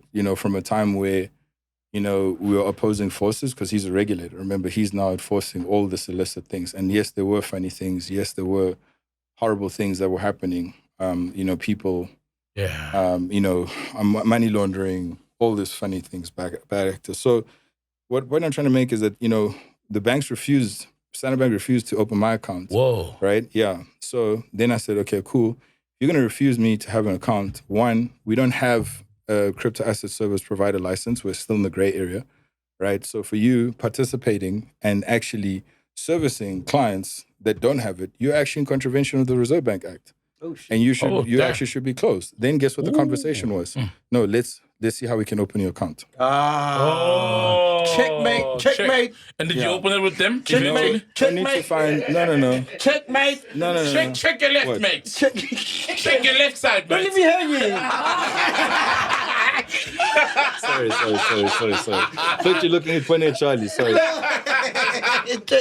So then they changed the conversation, and I mean, even went to as far as my mom and I going to the banks, this, that. But look, I mean, we're human beings. And, I remember there was even one guy, this was interesting. So in there, and I'm like, guys, how is it possible that there are no black crypto asset service providers? And don't tell me about Farazam. Farazam is not a 100% black crypto platform. It's not a Villa. It's not 100% owned. Yeah. He was a majority owner, yes. He's not even South African, So I'm like, don't tell me about Farazan. We're the only 100% black owned. So how is it possible that we don't have an account and all these other businesses have an account? No, stories, this, that. And then I remember no. So so I asked, first I asked, why are there no black crypto asset service providers? And then they said, no, you're being rude. And I'm like, what? Whoa, for real? Wow. And I'm like, I'm being rude. And then it's like, what? And I'm like, I'm being rude. I'm like, no. Like, I want to know. Why they know? Why don't you say, do you know who my dad is? Nah. You don't use that line, huh? No, come on. That's a dope line. Yeah, it's a Yeah, man. I'm using that every day. Have dude. you Yeah. introduced your dad Yeah. into crypto now? Hey? Have you introduced him to I crypto? don't even think You So know, they the have to funny keep thing money is- away. Yeah, I'm thinking. So he doesn't keep what? money under the couch. We had this, It's another alternative, you know? nah, You guys listen, man. Listen. I knew where that question was going. What? That have you introduced your dad to crypto, like so that let's say he's got a transaction and he doesn't receive cash, that he So doesn't know then where to maybe put. it could, yeah, but no, I get what you mean. So what I told him, no, I did. So what I told him, It's a legit, but I did. It's a legit question. No, I did. We know the reality that old people like to keep money under mattresses No, and all wait. sorts of places. My granny, when she wait. passed away, there was like 20 grand there, bro. I just pocket so change, same but it with- was like there in her wardrobe. I was like, oh, Benji no Coco could have done crypto. I know she doesn't have tea, but Bitcoin, is a thing. It's not about buying. Sorry, man. Yeah. I mean, Roping in your dad. We had to like teach him how to like withdraw like 20 trillion and put it under the couch every now and then, you know? Yeah. So yeah, we had to teach him. Bro, what was No, but on the real, like, but what was your reaction during that PhalaPhala thing, bro? yeah, bro. Bruh, there's so many stories. We live in a movie, in South Africa. We live in a movie. There's so many things. I mean, is it true? Is it not? This or that. There's so many things. Dude, it's Whether one it's of those true or things. not, what was your reaction? Like, were you like, oh yeah, he does this. It's just another day. You don't Or know. like, whoa. Me, I would be shocked Yeah. if a parent or family member of mine, but It's not but how did you receive it? Bro, it's not the first or the last time you hear these bad things. So that's what I'm just trying to say. It's another one of those bad things. Yeah. You just wait until you hear what happens. Have you been there? Have you been to the PhalaPhala farm? What is it like? Is it open for us? Can I just go on their website, book a place for my family to be there for a weekend? Is it a commercial lodge or private lodge? What is it like there, bro? Oh, bro, it's like, like the Matrix, like when Neo goes to the Matrix. Like, it's just like a factory of just like beds, bro. And like, You've been there. it's like a factory of beds. And it's like, you have to like just like run and like not hit. Nah. Like, you have to like drop money, bro. Like, it's just raining money. So you like have to like not be killed. You have to like, it's dangerous sometimes, bro. That's why like Charlie and I are like always running, bro. Bro, I'm literally just asking about a Bro, game that's farm why, that bro, that's why I have to be like so fit to run away from all those dropping money, bro. No, Like no. imagine what would happen if like $1 million dropped on my head from a couch. bro. But dead I'd rich. fall into another couch. I'd fall into another couch and sleep on that couch and wake up rich, right? and wake up swimming. Yeah. And not in water polo, in the money. Oh, sorry. Oh, shit, sorry. No, man, I'm just genuinely asking You about the almost- place, I man. had a plan for my kids before I had the plan. You want to talk about kids now? You don't have So kids. it's- You want to talk about kids? You don't have kids. Guys. You brought it up. No. You brought it up. You brought them up. Okay. Okay. Okay, I don't- Tumelo, on a lighter note, man, this is going to be easy for you. It's a game we're going to play because clearly you don't answer anything, but it's Dude, fine. let's hear. That's why we're here. I just asked someone. I Like, don't have I kids. literally, because all we know of PhalaPhala is a couch. And to me, it's like a bigger than a couch. It sounds like it's got animals. It's called, what's Martini? Fauna and flora, right? Wildlife and plantation. And so I want to know more. I don't want to know about the couch. Let's forget the That's couch. also part of the anatomical structure of the planet, fauna and flora. That started 4 billion years ago, bro. Just to let 4 billion. 4 billion, just to let you know of the 13 billion year history of the earth. Fauna and flora was one of the things that started 4 billion years. No, it's 4 billion years after the planet started. So Yeah. a good 9 ago. Yeah. So not gonna there's give you any just- tips. There's So what I wanna fauna and flora everywhere, Soul, and there's also No, oxygen but in everywhere. game farms, it's accentuated because it's a nature reserve, meaning there's plantation that you're not gonna find in my backyard. That's why it's a reserve. Because there's animals you're not gonna find at the fucking Melville Botanical Gardens because that's why it's a So I was asking about the life outside of the money or whatever. Just how is it there? How is it? Yeah. So look, Is it open for us to go? No, it's Just- private. Oh, it's a private. it's- Okay, it's but a- how it's is a it there, man? It's beautiful. I mean, it's beautiful. I mean, we farm rare endangered species. That's where I learned. Whoa. And that's where we learned. Well, I learned stud breeding with my dad. as I learned, What is cattle. that? Sorry? Stud game breeding. What's that? So stud game breeding is a exotic breeding for genetics, but also for conservation. So you're identifying rare and endangered species. Excuse me. So like there've been different there've been different trends over the years of buffalo, big widespread African disease-free. So protecting animals from hunters, predators, poachers, and disease. So that was the first kind of hypothesis for Studex, was to build an investment platform on the blockchain to protect animals in South Africa from hunters, predators, poachers, and disease. And essentially through a global... By the way, who owns the Nkolis? Is it you or your dad? So he's got his, I've also got someone. Wow. Yeah. I've got enough. Wow. Like Thanos, like those infinity rings. Yeah. So Where do you like- keep them? Where do you guys keep them? So it's like he's got the whole world in his hands. Where do you keep them, bro? No, I keep mine at a few farms. I keep mine. So he's got his at PhalaPhala, but I've also got mine. Wow, those Nkolis are special, man. They're beautiful. Yeah, bro. Yeah, and I saw your recent Instagram post where you posted about the Nkolis.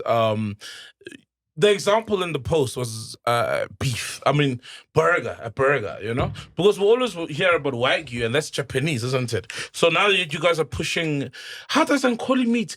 I hope you should have brought us, but I've never had. Have you had Nkoli meat? Like, I haven't brought Nkoli meat, but if you would love to join me as my private guest tonight for dinner, yeah, we're launching there's about 60 of us. Please join us. Oh, perfect. It's a lot of celebrities like you as well. Oh, no, then I forgot. Yeah, we're there, leave man. Leave me. No. Yeah, oh, the celebrities. No. I'm joking. There's also a lot of important You people. gonna be the, if there's a lot of celebrities, he'll be the dead meat. joking. By the end of the event. I'm joking. No, but please join us. Please join us. Cool. Say less. So Nkoli, it's actually very interesting because, like, for us, this is actually a very special journey for us with Nkoli, because actually Nkoli for the last 9 years has actually been the emblem for the Studex logo, and essentially it was a drone, as I was explaining to MacG. And essentially what that was when I was in San Francisco, I'd miss home so much, and I thought, what would be a way for me to actually give me a vision and be and feel on the farm, right? And when I was drone racing at the time, I thought, okay, maybe if I had a remote control, signal that gave me view on the farm, but I'm not on the farm. But then now with the investment platform, I'm actually also trading and buying and selling and trading my animal. And then now that's where the drone comes in. And then even the cow is wearing virtual reality goggles. So essentially you'd be at home in California on your farm, missing this beautiful picture-seek environment. PhalaPhala, with all this money and all these animals just raining and whatever. Bucks. What's not really, it's not worse. And farms of bucks. Bucks. Springbok. But bringing you back, but bucks, and also the bucks. It was interesting, but kind of bringing you back into, and this was interesting because it was so funny. Like when I think about it, like the more I purported myself into the futuristic world and immersed myself more into technology, the more I had a beauty and appreciation for natural world and natural life. And the reason being is like you get so caught up and so wired in and like 12, 16 hours a day on the screen. Whoa. And my CEO taught me about 18 hours a day. So I pushed it to 20. So I'm like awake for, like 20 hours and sleep for 3 or 4, and then I'm pushing 20. But so like, let's say for instance, you're in a world like San Francisco, everybody's building the future and everybody's like excited and passionate about building the future. So like, I mean, I remember like after World Crypto Economic Forum, in February. So imagine in February, like the same week your like company gets the best in the world, a week later you tear your shoulder off and you got to go for stem cell. And like, I remember not having a shoulder and I'm like, dude, I don't care if I'm going to die. I'm still going to be here, still going to carry on what I'm doing. And when you're in San Francisco, you get so caught up in building the future. Dude, this is the city Mark Zuckerberg's in. Where I stayed was, the second place I stayed just before I left was like, was where Cresta is. Was so between here and Cresta. Vitalik Buterin. That's down the road. Vitalik Buterin literally stayed 1.5 kilometers where I used to stay in 24. Well, I was there, when I stayed there in that area was 2019, and then I moved out to 2022 from the other side of town, from South downtown. So when I look and I'm like, that place, the last place I moved out of, up the road, Vitalik Buterin, the founder of Ethereum, was living in a house around the corner. We've been to that house, the Crypto Castle. We go to that house. It's like our temple. So it's like our crypto shrine. But so when you look at it, and that now kind of makes you appreciate the natural world, because it's like you feel like you're in the internet, you feel like you're in the matrix.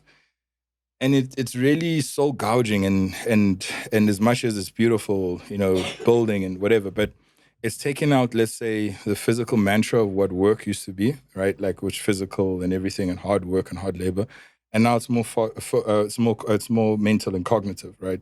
So it's less physical, but it's more focused now. So it's like now all these other things, back problems, shoulder.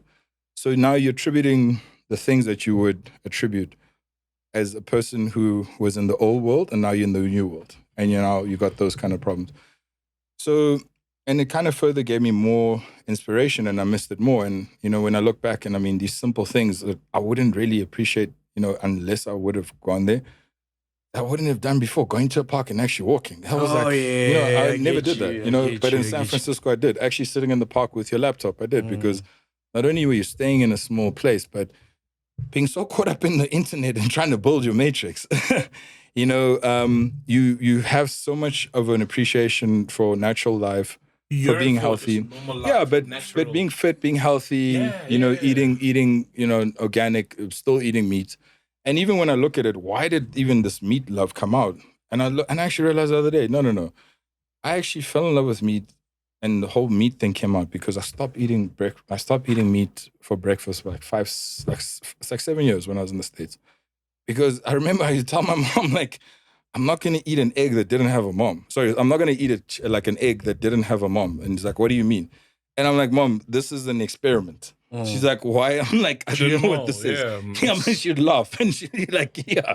And I'm like, I'm eating an experiment that went wrong. So the eggs we're eating are not from chickens? My guy, they don't taste. That's why I tell my mom that this is not from a mom. I'd literally call her when I didn't know. So we're eating I'd like have a crisis. I'd have like a crisis. I'd be phoning her and I'd be like, what? Like, I'm in the market and I'm at Whole Foods, and she'd actually think I'm telling her something serious. I'm like, Mom. Oh, in America. I agree with you. I agree with you. Oh, the food there. You thought he was talking about in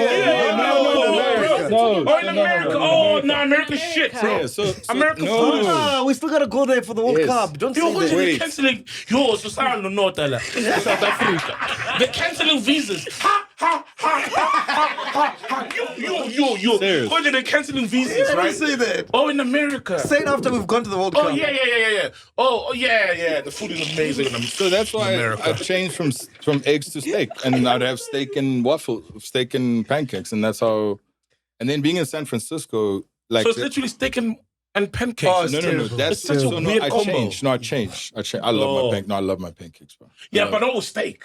Bro, that's why I couldn't have eggs. If you have eggs that don't taste like you don't even want to know what it is. Yeah. And when you start thinking about it, it starts terrifying you more. Yeah. Tumelo, I want to play a game with you, man, on a lighter note. It's called One Must Go. This is the game, all right? It's called One Must Go. One Must Go. All right? One must go. Yes. First one is El Chapo, Pablo Escobar.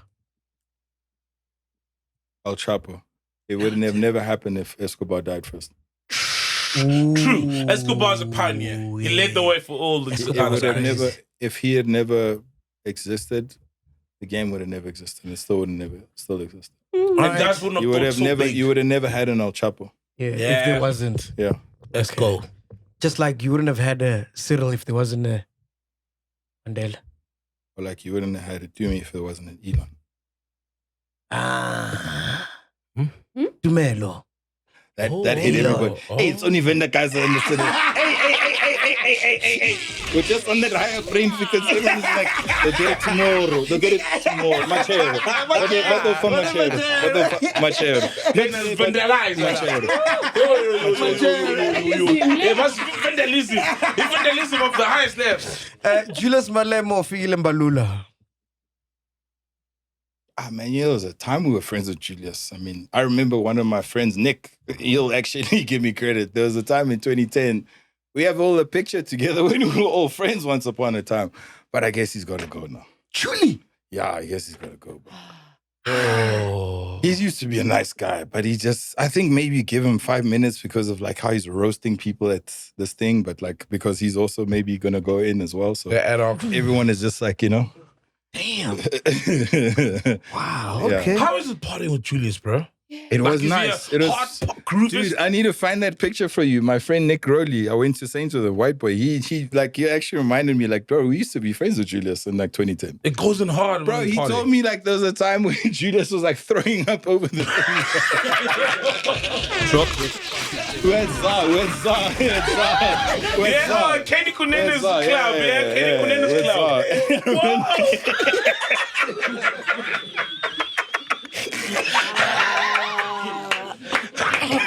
Honorable member. Oh man, that's a throwing up gang signs. That was just throwing up. No, but you know the thing is, what Julius back in the day, we all have our own ideas and anything, but I just think, there was a time when he was Youth League president, that's what got us into it. That's what made it cool to be empowered, to do things, to be involved. I mean, I'm not going to agree with all the other, untoward things or whatever, but where he really kind of inspired and opened the door and showed us a light, as youth. And yeah, it was, we'll never have something like that. I mean, when you look back, it's like, that gap. And I'm sorry, I might get crucified and killed for this, but there hasn't been an influential person in that gap since him. Exactly. Yeah. 100%. I guess everybody's gonna die with me as well. It's a mess grave, bro. It's a mess grave.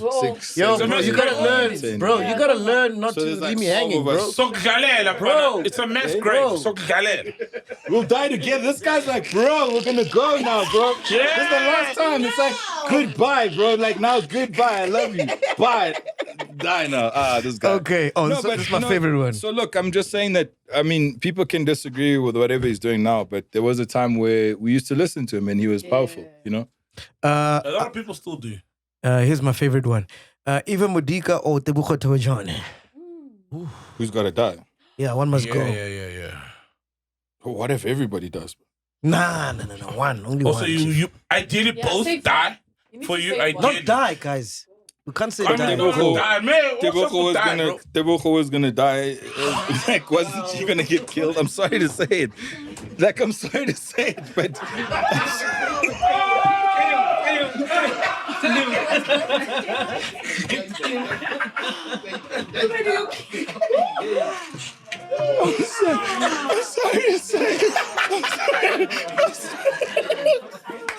Charlie. Oh, they're gonna kill us, baby. They're gonna kill us. Oh my God. Yeah, grab the dog. You gotta look soft now, dog. Grab the dog. You gotta. Damn. Okay. So I guess she's gotta die, right? She was gonna die, right? Like, I'm sorry to say it. Okay. Man United or Liverpool? Yo, Man United, bro. Man United! Yeah, brother can rather die, bro. They must like die drowning, bro. Not even like die like getting shot, like die like struggling and like swallowing water. Like, you must think you're dying while you're dying, not just die. Like, you must be like, it must be like, not just get shot and just like, no, bro. Like, it must be finishing the struggle, bro. Someone's die. Not even quickly, like, just hold them there, bro. Not even in deep water, like shallow water, so it looks stupid. Oh, no. Just like here, bro. Not even deep, just like, they must be like here, bro. Yeah. Like that, bro. You're a Liverpool fan? No, I'm not. But I'd rather Liverpool, well, Manchester, you're Arsenal. You're winning the league this year, eh? Yeah. Yeah, you guys are winning the league. It's obvious. Nah, but they can wrap it up, drown, bro. Yeah. Okay, I'm a piano 3-step. No, what is that? 3-step, bro. Must die. No, bro. I don't even know what that is, bro. You don't know 3-step? Yo, guys, I'm sorry. I'm out of tune. Shout out. Yeah, sorry. I don't have any crushes on anybody else besides myself. Sakalavuga. You don't know Sakalavuga, eh? Oh, that's 3 steps. Yes. Oh, no. No, man. Are 3 steps? He knows. Sofalavuza. Sofalavuza. Yo. Sofalavuza. Yay. Sofalavuza. Yay. Pam, pam, pam, pam. Okay. Sizoktola or ex-repo? Oh, come on, Mac. Whoa. What is Yeah, bro, this guy's in San Francisco discussing blockchains and Bitcoin, and you think he do you know what Moja Love is, bro? Of course, bro. Okay. It shows on Moja Love. Yeah. Where, Joel 99? Oh, yeah. What's the name? Jup, jup. Jeep. Yeah. Hey, that's sure, yeah. Hey. Okay, last one. I just had to throw some other baddies. Sign Buji Mitlali. Oh. Who's got to die? It wasn't like Cheyenne busy killing a Russia game. No, she's got to go, bro. No, I work in Russia. She's got to go. Oh, yeah. What did you think about that, bro? The Russia I thing. don't even know what they're doing, bro. Like, what are they even doing, bro? That's not even, I mean, what? It's the bag. They're all after a bag, but not like that, bro. And Russia doesn't give bags like that, dog. Meh. Yeah, they But give you real work with the bags. Russians. I saw That's you what I'm lost trying to post. say, dog. You like like freezing -30 with wrestling bears and stuff. Where you gonna be doing funny things, guys? That's why I say I love doing business in Russia and Dubai, because Dubai, I say, it's too hot to talk shit, so you get to the point. You know what I mean? Okay. In Russia, it's too cold, so you get to the point. Oh. Yeah, I saw on the net. It may be wrong that you also do business in Rwanda. So that's where our coffee comes from. Oh, how's it doing business in Rwanda, bro? Because a lot of people say doing business in Africa is tough, right? Actually, in the world, because corruption is all over the world, let's be honest. But in Rwanda, I mean, Paul Kagame has been president for like 25 years. So you feel like he's got a grip on almost everything. It's difficult to just... Do you freely transact, or it's the cold drink way like South Africa? No, brother. That whole thing of corruption is, that's, it's so weird being in a place like that where, something like that is abolished, completely. Oh, shame. She wants some water. No. Give Charlie, man. Give Charlie, man. No. Give Charlie. You want to get it drunk. Hey, bro. This one, and Hey, this bro, one. this The thing dog- is, did you see how she looks? She wants some, bro. Bro, the dog got medical aid. Give the dog got medical aid. Give the dog to But the dog is sober like me. SPCA. Dog, this dog is allowed. This dog is allowed. Like, One more enemy of the podcast. Feminist plus one. SPCA now. Well, whatever, new enemy. SPCA, but how about to be a new enemy of the podcast? Yeah, but it would be interesting to give it a sip. no, man. We had a guy earlier on in the show, right? So this guy was calling in, or not calling in, but like he sent an email or something, and he was talking about a lodge in Limpopo that the Arabs have taken over, which is like secretive, right? So we got his number. We called Didn't him. you get someone in trouble for this once? No. So we got the guy's number. Didn't you get someone in trouble for this? No. Like, okay. So we got the guy's number. We called Okay, him, yeah. and he said we asked him who are like some of the people that frequent there, because it's like super secret. Like nobody knows about it. See, even Charlie's looking at me. She knows what that word Yeah, is. Secret. and he said you frequent there Where's that? in Limpopo. Where's that? You don't know Limpopo? Yeah, I do, but where? There's like one super We don't know. We've never lodge been there, bro. owned by the Arabs. Yeah, by the Arabs. Yeah. Yeah. No, He guys, said you were there. Guys, Yeah. I'm in the desert with the Arabs. I'm not chill. Oh. I'm based in Rwanda and But then Russia. you would know them this side too. Yeah, if they If had they a wanna come lodge. visit, not even have a lodge. If they wanna come visit, you'd host them somewhere. Yeah, when Dubai or here or where. I mean, I was with a guy at his hotel the other day. So you don't know about this. Never heard of it. Never heard of it. No. Mm. I've heard of lodges. Look, there are a lot of Arab people who own lodges around the country. Is Is it? it? Oh, for Yeah. real? Is There's it a lot not? of Arab, yeah. Oh, okay. I didn't know that. A lot of They all have like runways, because that one's got Yeah, a the- landing apparently, strip. Yeah, it's a landing strip. So only one could have a landing strip in Limpopo, big enough for the Do you know that there's Super- how many airports do you think there are in South Africa? a lot. I know much there a are a lot? lot. Some much a lot? used to be How publicly owned. how many do you think there are? Maybe 50, 50? maybe yeah, somewhere close to that. 290. Wow. Damn. Landing international flights. Not some of them are free international. Yeah, some of them are cargo international. Because if you own It's it, not, or Tamba's not the only one. yeah, if you own it, then you can just land Guaco. Why would you go Makilo to go to your place? You know, you just landed Guaco. Bro, Whoa, bro. before we wrap it up, man, what do you think about your dad's tenure as the president? Oh, good question. Look, I think it's a very interesting question. I mean, he's done what he's done. He's done a good job. And I think, towards the end, look, I mean, you look at last year. I mean, I was showing you that video. I was asked in Russia, what do they think about the coalition? Yeah, that's the Russia St. Petersburg International Economic Conference, their equivalent of Davos. And they asked, what did they ask? They asked, what is the reaction of the country, with this new coalition? What I think, and I said, it's democracy. It's what people want. So it's a good thing. It's what people want. It's not what we all want, but it's what people want. And so at the end of the day, no matter what and how you look at it, it's what it is. What it is. I can't stand here and pretend to be an ANC evangelist or whatever, but it's what people want, right? So that's what I think. So when people good. come to you and be like, your dad is corrupt, he's running the country down, like it's hell on earth, it's a shit show. It's a free for all for everyone under his tenure. Yeah. Look now, And I say, India has accepted Palestinians. Guess what? There's this whole thing that Trump has where you can leave. So do you vote for ANC? No, man. I mean, people always say that. That's why I was saying that even this message where this guy's like, you and your dad must leave the country. Yeah. Right? It is what it is. Politics. You must also remember the Do you thing. ever advise him, like, with policies, or be like, I don't think you should have done that, or maybe look at this I wish you could listen. Okay. Because then, like, guys. What would you tell him if you could listen? Like, your would dad have is here, what been, would you say like, to him? trying to tell him about crypto, trying to tell him to put us first in the, we'd be, like, if South Africa had regulated before, we'd be number one in the world right now. Wow.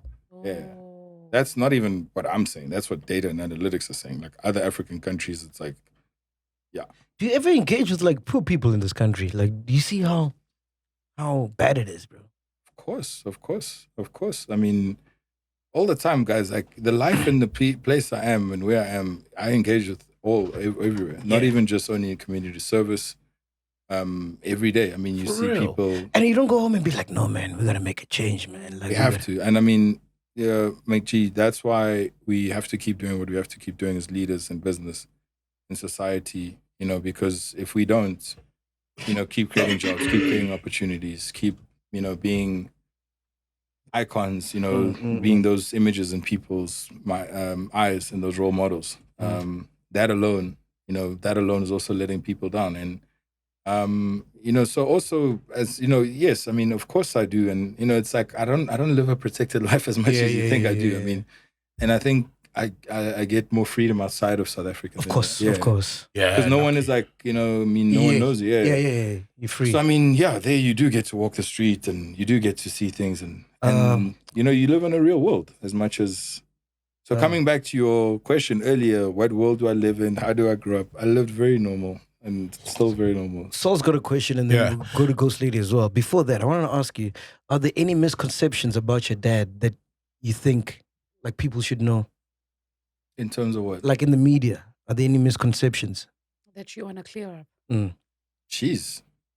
Yeah, I'm not going to defend him. I think he must defend himself. Right? Got you. Speaking of, one last question about your dad. My question's about you, but like, I remember in 2019, I think it was, February, somewhere there, Musiwa Lukota said something that people generally say, right? And as a child of the man, I want to know if it gets to you or you ask him about these things where he was like, no, Cyril, I'm paraphrasing, but the message was that he's a sellout and they got taken to Robben Island. He didn't get to go. And he told the police that they were putting communist ideas in his head, etc. But it's not about that moment. It's just the narrative where people are like, they sort of want to strip him of his credentials of fighting for freedom like everybody else, like all the other cadres, the narrative sellouts. Does that ever get to you and you sit and you ask yourself, damn, well, is that really this? Or do you approach him about it? How do you deal with that as the son of the man? Oh my God, you know what? This is it's like, do lions have an opinion of sheep? No. Oof. Game of Thrones. I remember. You're just sheep. Yeah, sheep. I remember. What do sharks wake up and think about on Monday? Eating. Yeah. Eating fish. Yeah. Little Tearing shit fish. up. Yeah. Yeah. But Sometimes that would hurt me, man. Yeah. That's my dad, because my dad's my superhero. Yeah. That No. would hurt me, dog.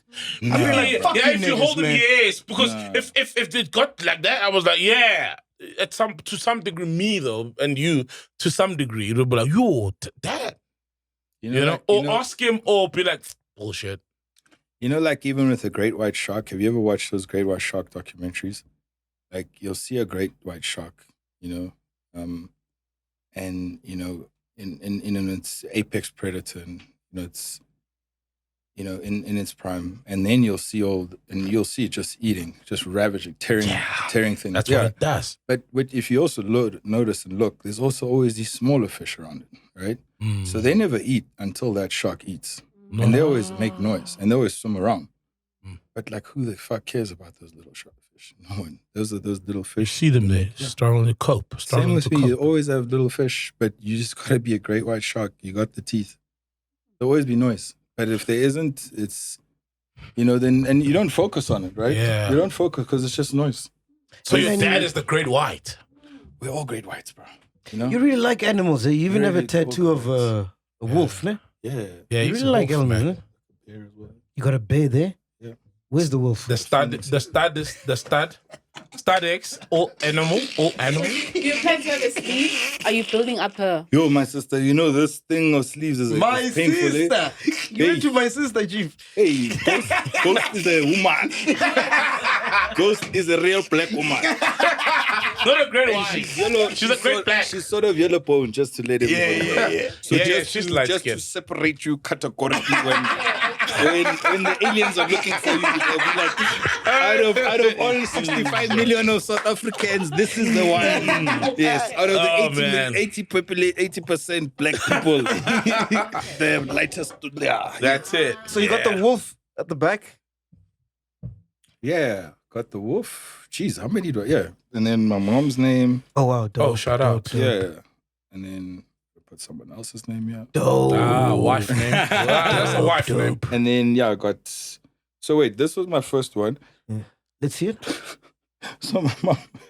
Oh, What is that, the man? lion. It's a lion. tiger. It's a tiger. Tiger. Tiger. Yeah. So tigers are actually my first favorite. Oh, tiger. Of course, it had to be in you. It had to be you. Tiger. It had to be you. So I get it over New Year's, right? Sorry? So imagine it was 2010. I get it over. I went to Thailand. I get it over New Year's. Bro, I remember my mom. I'm like the mom. I'm like, the favorite, like mommy's boy and whatever. Oh, yeah. When I'm with my mom, but I'm terrible outside. But when I'm with her, it's like, it's just like harmony. Yeah. It's like I'm with the Pope, just quiet, chilled. Yeah. And then I remember, bro, she didn't talk to me. She didn't talk to me for like 3 days, bro. Whoa, bro. Yo, she was so disappointed. And then it took my grandmother passing away. Then she started speaking to me. Oh. No Yeah. way. So I'm like, And what Were you age was this binging? now? Were you 2010. binging? What do you mean? In Thailand, that's why you did it. No, bro. We were just on family holiday and I got it. And she was disappointed, So then only I told my grandma, but then she started speaking. How old were you this age? It's like 21 or something. No way. So to Black parents, dog. Black parents, bro. Yeah, Yeah. true. They don't Though. have I time thought for they were this. out in Thailand with Julius and he was I said that was in ZAR. Yeah, that was in ZAR was well within Kenyan Johannesburg. Gaten, there was in Livonia.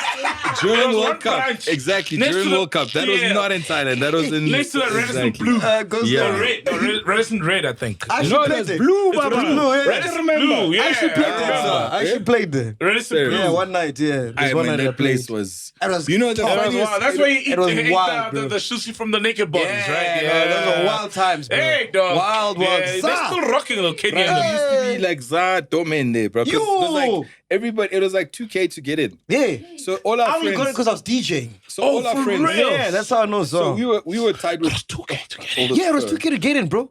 And it was packed every time. Yeah, and you could never, and then they like had guest list, like you must go to space to get into it. And no one's like, like you couldn't get in. They're you like, couldn't. yeah, it's 2K. People like, no, you're not on the guest list anyway. It But was but you're not. incredible. So all our friends would use us because we knew Kenyan Gaten. Yeah. So we always, we always used to, we ran, what is this, that VIP, bro. Wow. Probably took shots. I probably don't remember. Probably took Even when shots. Kim Kardashian and what's the name, Kanye were there. Yeah, they were there one night. We hosted them. Yeah, there. yeah, yeah. I was And I playing that remember, night. you must hear the funniest story. The funniest stories was like, with the funniest stories, you must hear what Nick said. It was the most stupid thing. So he says that he's this white guy trying to get into VIP. So he sees Arne, the Arsenal coach, walking out of VIP. So he's like thinking, oh, okay, I'm going to walk into VIP. So then he walks in and he's trying to find us because he couldn't find where we were. So we were inside. So he's thinking, fuck, like these guys aren't answering. And he was the only white guy there. Yeah. And then, he says he sees Arne walk out. So he's like, okay, I'm going to go walk in. Then he walks in, he goes to the balcony, he looks around, and then he's like, there's Julius, just go. Wow. Ghost lady, what's your question? Yeah. Okay. My question is, every boy child growing up makes observations. Like you watch your father, and maybe now you see like what mistakes he's had like done, and in terms while you're growing up, and what you want to perfect as a father. What are those for you? I think not get into politics because I wouldn't do that to my family. Yeah. Ooh, yeah. Did it take a lot of time from Makes sense. you guys?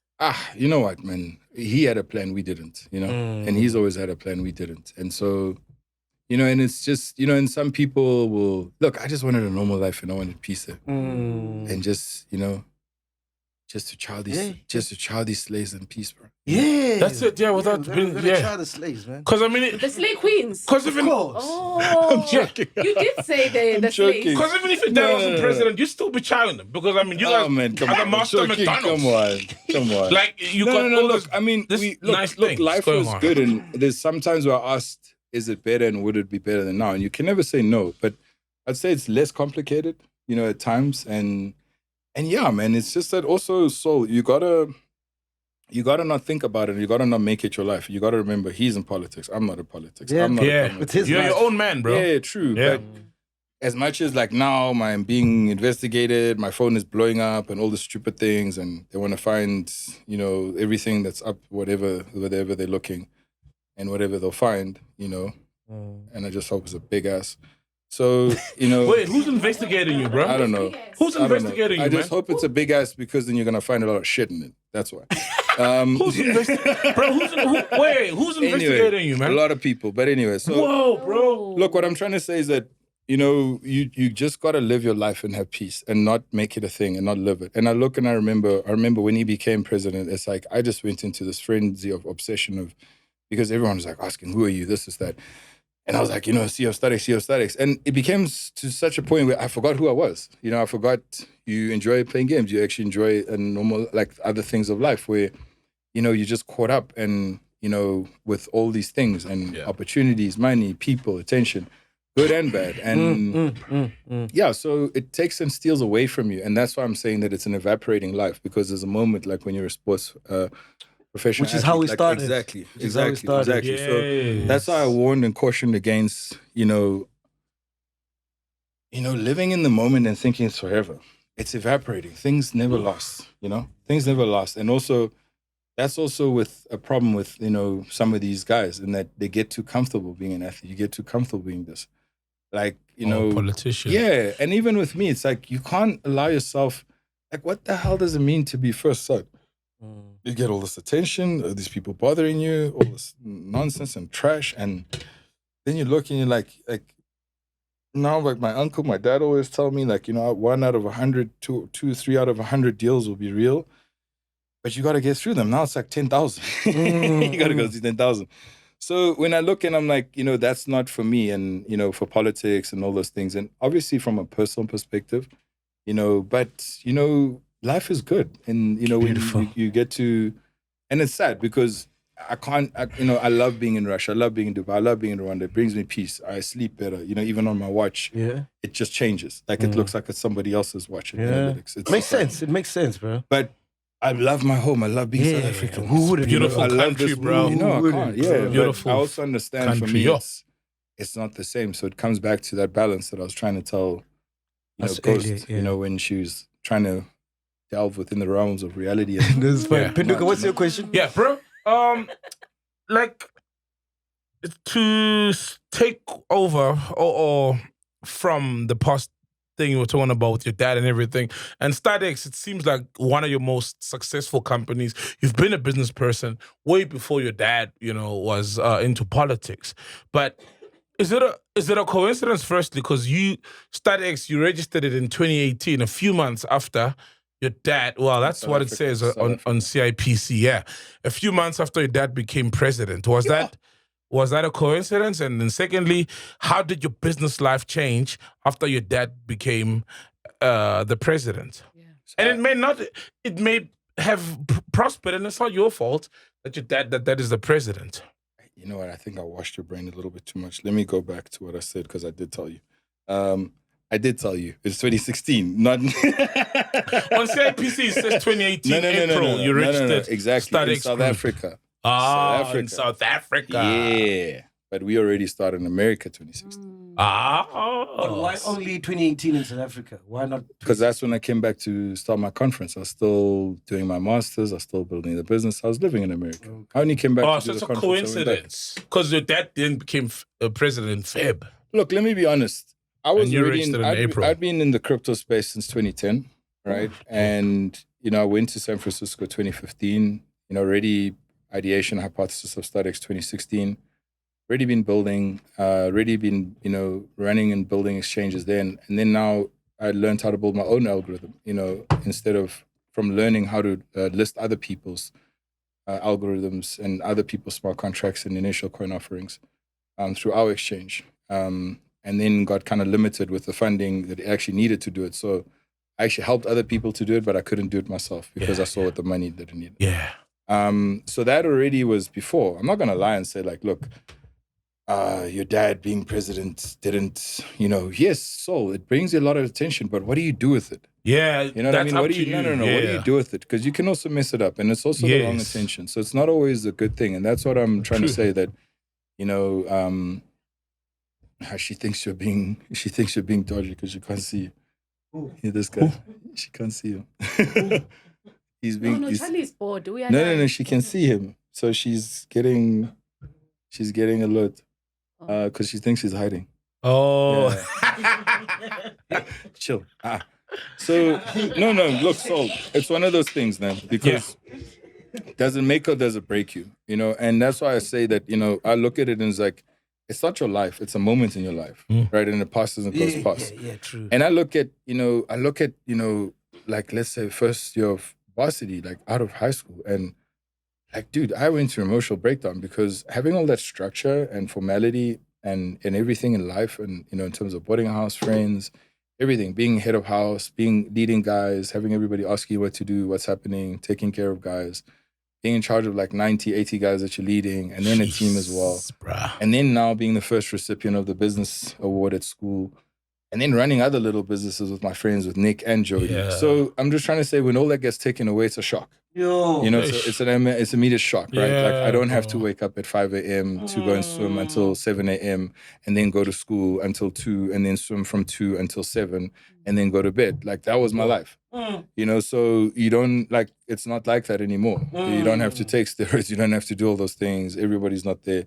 It's a shock, right? Like it's a shock. Like Saturday, you can go and do what you want. There's no water polo. Wednesday, there's no, so I'm just trying to say when that moment in that life kind of ends, it's done, and if you don't extrapolate everything you do from that time and learn from it and grow and build and go forward, it'll destroy you. So I look at that time and I'm like, yeah, bro, and it's also weird because I like how I live my life in that, I live it like this. There's times where I can hold my phone and I can go and do what I need to do. And then I put it down. Can I take you back? Yeah. And when I say, no, when I put it down means, yes, physically putting the phone down. Putting down means being out of South Africa. There's a way you can extract yourself from it and find peace. And that's where there's those times. So I'm not going to sit here and be like, it's terrible. No, dude, life is good at times in and out of South Africa. It just depends when. Rightfully so, yeah. Yeah. Yes, Kosti? Okay, so I just want to ask, you spoke about the time you obviously overseas in San Francisco, and your dad even went to the length of sending you an email. trying to get you come back home? No, What in was so 2018 pressing? when he got the presidency. No. Yeah. So What was so 2016, pressing no. So that he wanted you to come back? No. 2016, he wrote me an email discouraging me to Not have start a the synthetic, business. so have a synthetic platform for animals. 2018, he was asking me to come back because, of all the things that were happening here at home. And I was Became like, president. I'm still got my mission. You've achieved yours. I'm Yeah, still. yeah. So what did he want from you? Why did you have to No, come he back just, home? just because I'd graduated as well the year before, and I think he wanted to speak about the way forward, what's happening So with just me. support. Look, also just to talk because I hadn't been home for a while. I hadn't come back, so. But you can talk over the phone. Yeah. Yeah, but there's things you can't talk about. Like you and I talk about our little relationship that no one knows about, The so. monies and stuff. Yeah. Nah. Excuse me? Nah. Nothing. Money. No, I'm just saying things you can't speak about on the No, phone. we're like Dior, man. Come on. Come on, man. Have a bit of style, man. Jeez, what a short-lived. Come on, bro. But if I'm money, Jojo. Yes. Exactly. Bro, exactly. last one. I spoke about this lady last week. Do you know Ruja Ignatova? Isn't it a box or something? No, she's the woman who stole 4 billion of crypto. Oh man, that's Cryptoqueen. Yeah. Who? No man, Yeah, no, bro. man, What? no man. There's an What's Indian. your No, theory? man. The Indian lady's Apparently she's Cryptoqueen. No, Ruja man, there's- Ignatova. no, She man, looks Indian, there's- but she's Bulgarian. Yes. Yeah, that's- Bulgarian lady. So there's three. There's her. There's her. There's an Indian one, and then This a is Chinese this one. is. Yeah, this I is- know. Ru. Yeah. Oh, you know. No, well, she contacted us when 2018 during our conference. For real. Yeah. That's literally when she disappeared. That's the woman who disappeared with $4 billion of people's money What's in her crypto. What's her take on And that? now it's £5 million. People are looking for her. Some are saying she's dead, and Someone's saying she's in Cape Town. some are saying Some are saying she's in Cape Town. A lot. They're saying she's in Cape Town. I mean, I was saying this to someone the other day when they were asking, like, how all this stuff happens.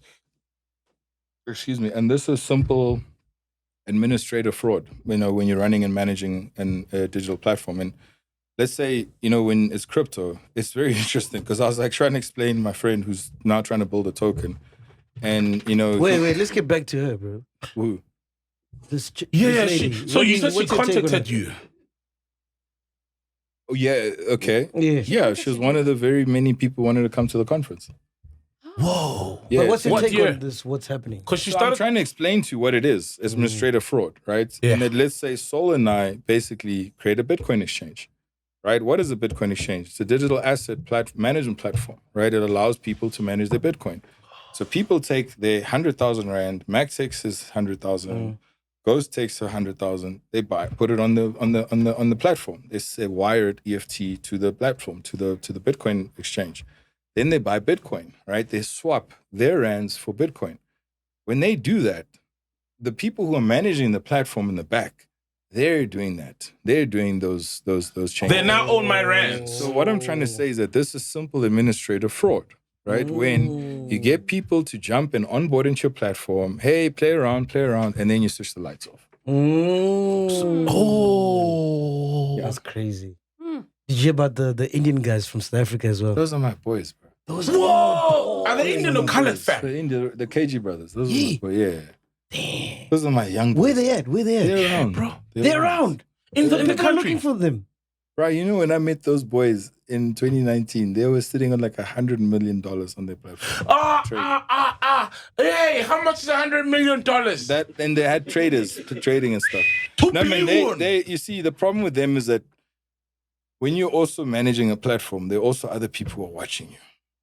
When lions are hunting, there are also hyenas that are watching them. And there are also vultures. And everybody's coming at their time. And first, how it happens is that, with animals, firstly, you look at the sky. You look at the sky, you look at the vultures circulating. Where the vultures are circulating, the closer they are circulating, that's where something's happening. But I don't get you. So the hyenas know that where there's vultures, we go. Because there's action. Because the vultures are hungry. They're trying to get So food. the point I'm trying We to don't make, have the eyes. is they had a lot of activity on the as lions. They had a lot of activity on their platform, and there were a lot of hyenas and vultures that wanted action. And the problem is that when there are more hyenas than vultures, it doesn't matter how many lions there are.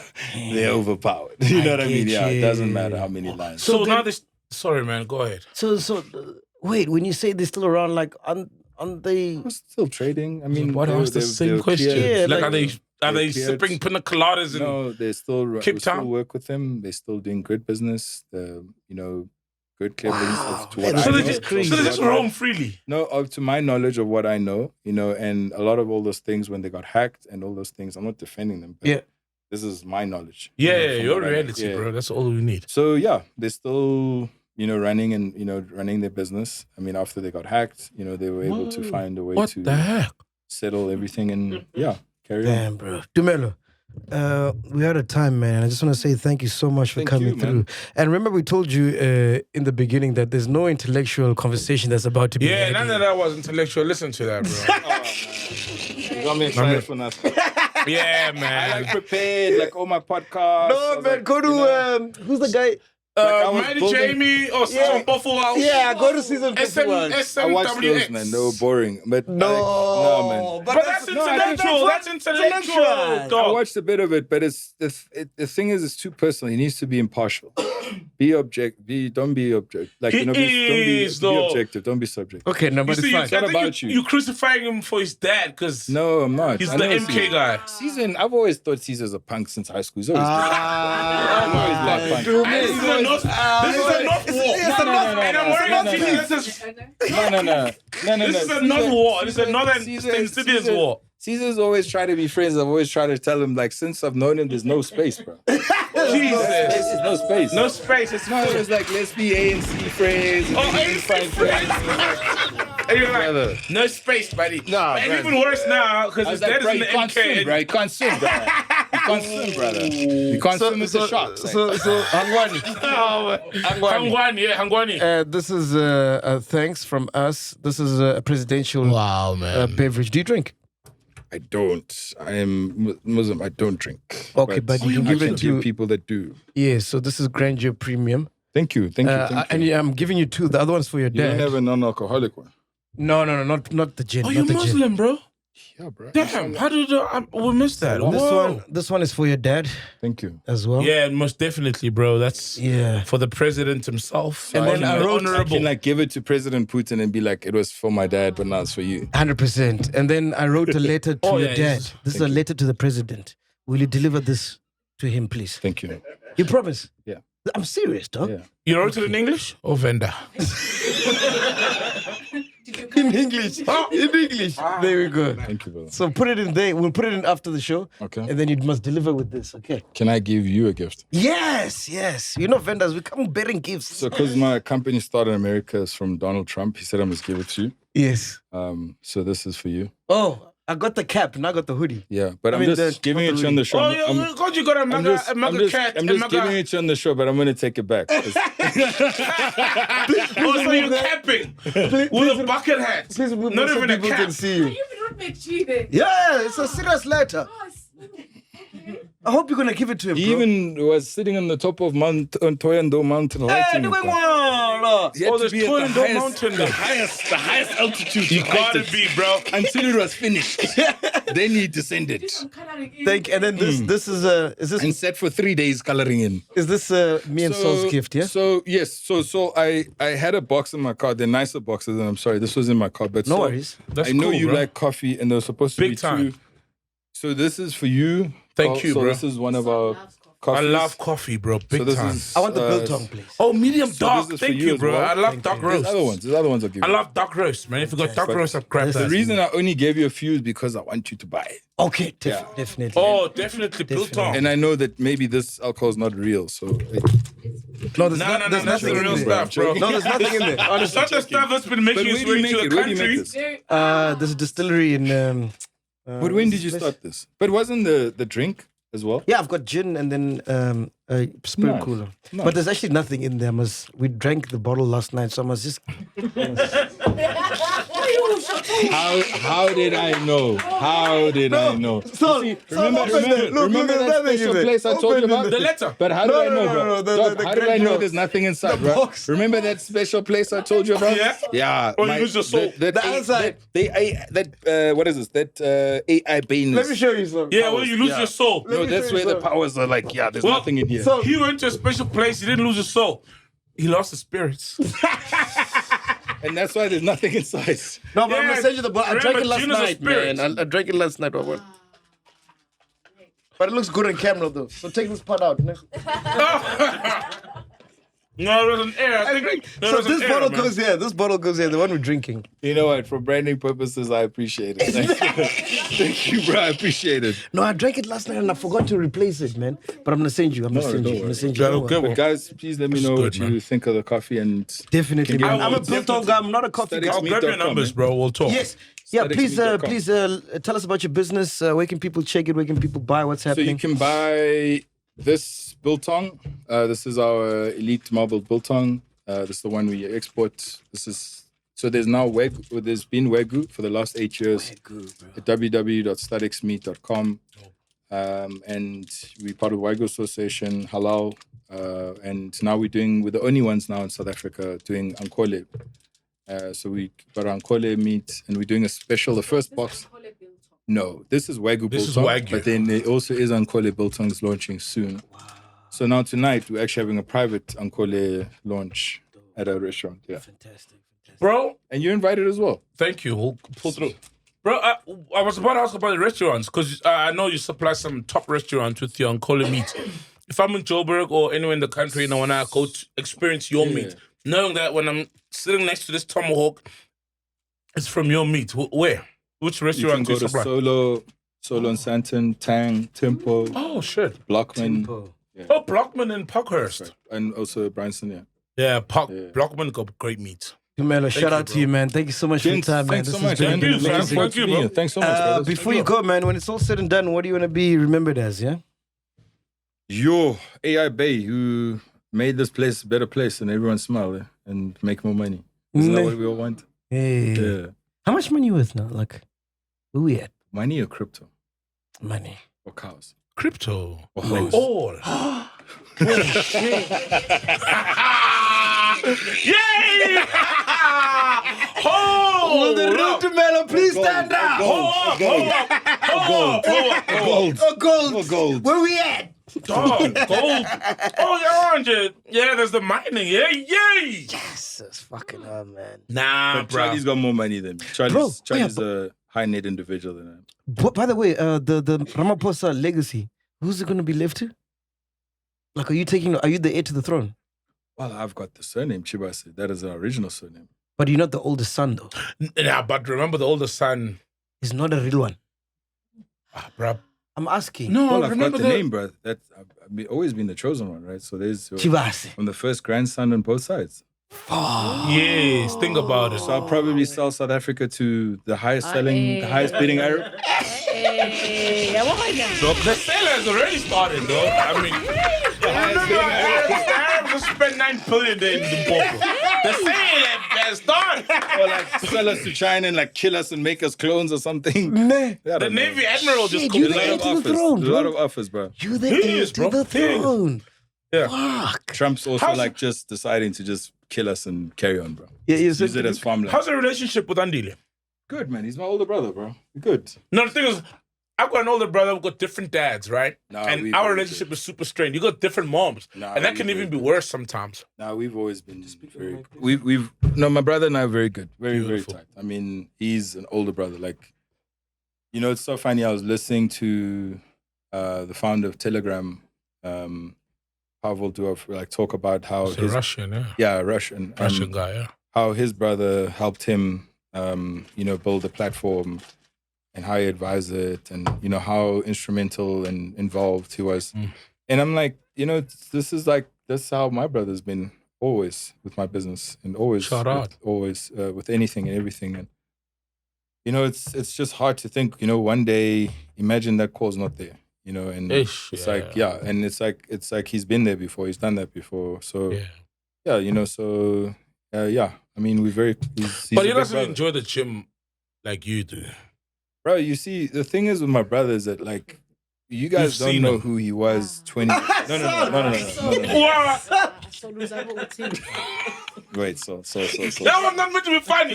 No, it's a problem doing shit with Mac. Everything is funny to him. So there was a time when my brother, before he went to China, before he put on weight, Bro, this guy was first team rugby captain. He was the first black rugby captain in St. Citizens.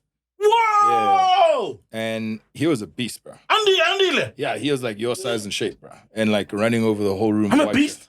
No, he was a real beast, bro. Whoa, Yeah. bro. You heard he said what he said. He was like as in For real? like a real, yeah. How's the biltong, dog? Excuse me? Oh. How's the biltong?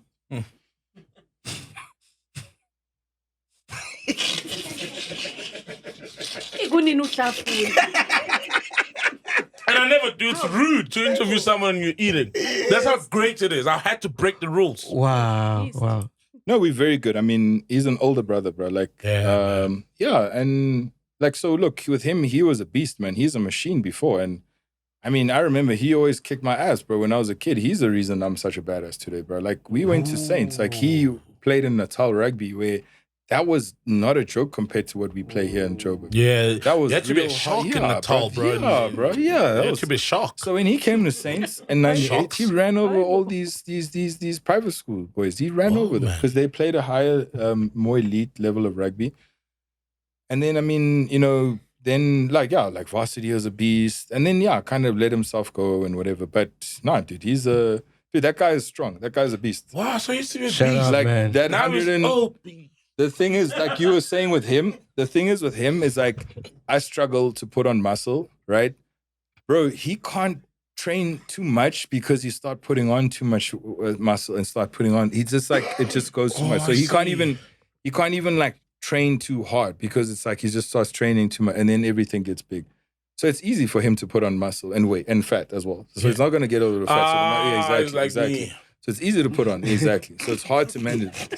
No, but it's also, you also gotta not drink and like eat every. I know, and like all those other things you do, and you know. Shout out to me. Shout out, my man. Shout So out. yeah, bro. So bro, we're very close. Nah, bro. beautiful. That's brotherhood. I look bro. up to my older brother. That's I mean, you know, brotherhood. when you're That's going, what it's about. you ask, what was the reason we studied overseas? You know, I studied because my mother, she was the first one. She went to Harvard.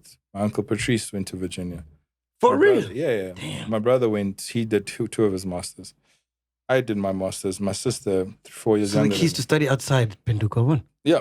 Yeah, the key. dog. And when Gotta you look study at what are outside, those man. people made of their lives, you know, and you're asking Jesus, bro. Mac, what are the ingredients and what are the formula of success? So those are some of them, you know, and you know, those are some of them that have given us a lot of success, you know, to be bro. where we are. So education is very important, you know, and even like now, I mean, I did my master's like 10 years ago. I want to go and do another one now in China. But there's AI, bro. You No, don't no, need but in China, that's exactly why I want to go and study AI in China. And Oh, okay. You're Exactly. studying AI in China. No, but that's what I different. want to do because as I was saying that, dude, I studied this 10 years ago, right? What ChatGPT does now, it took about 3 weeks to do, right? In terms of computation.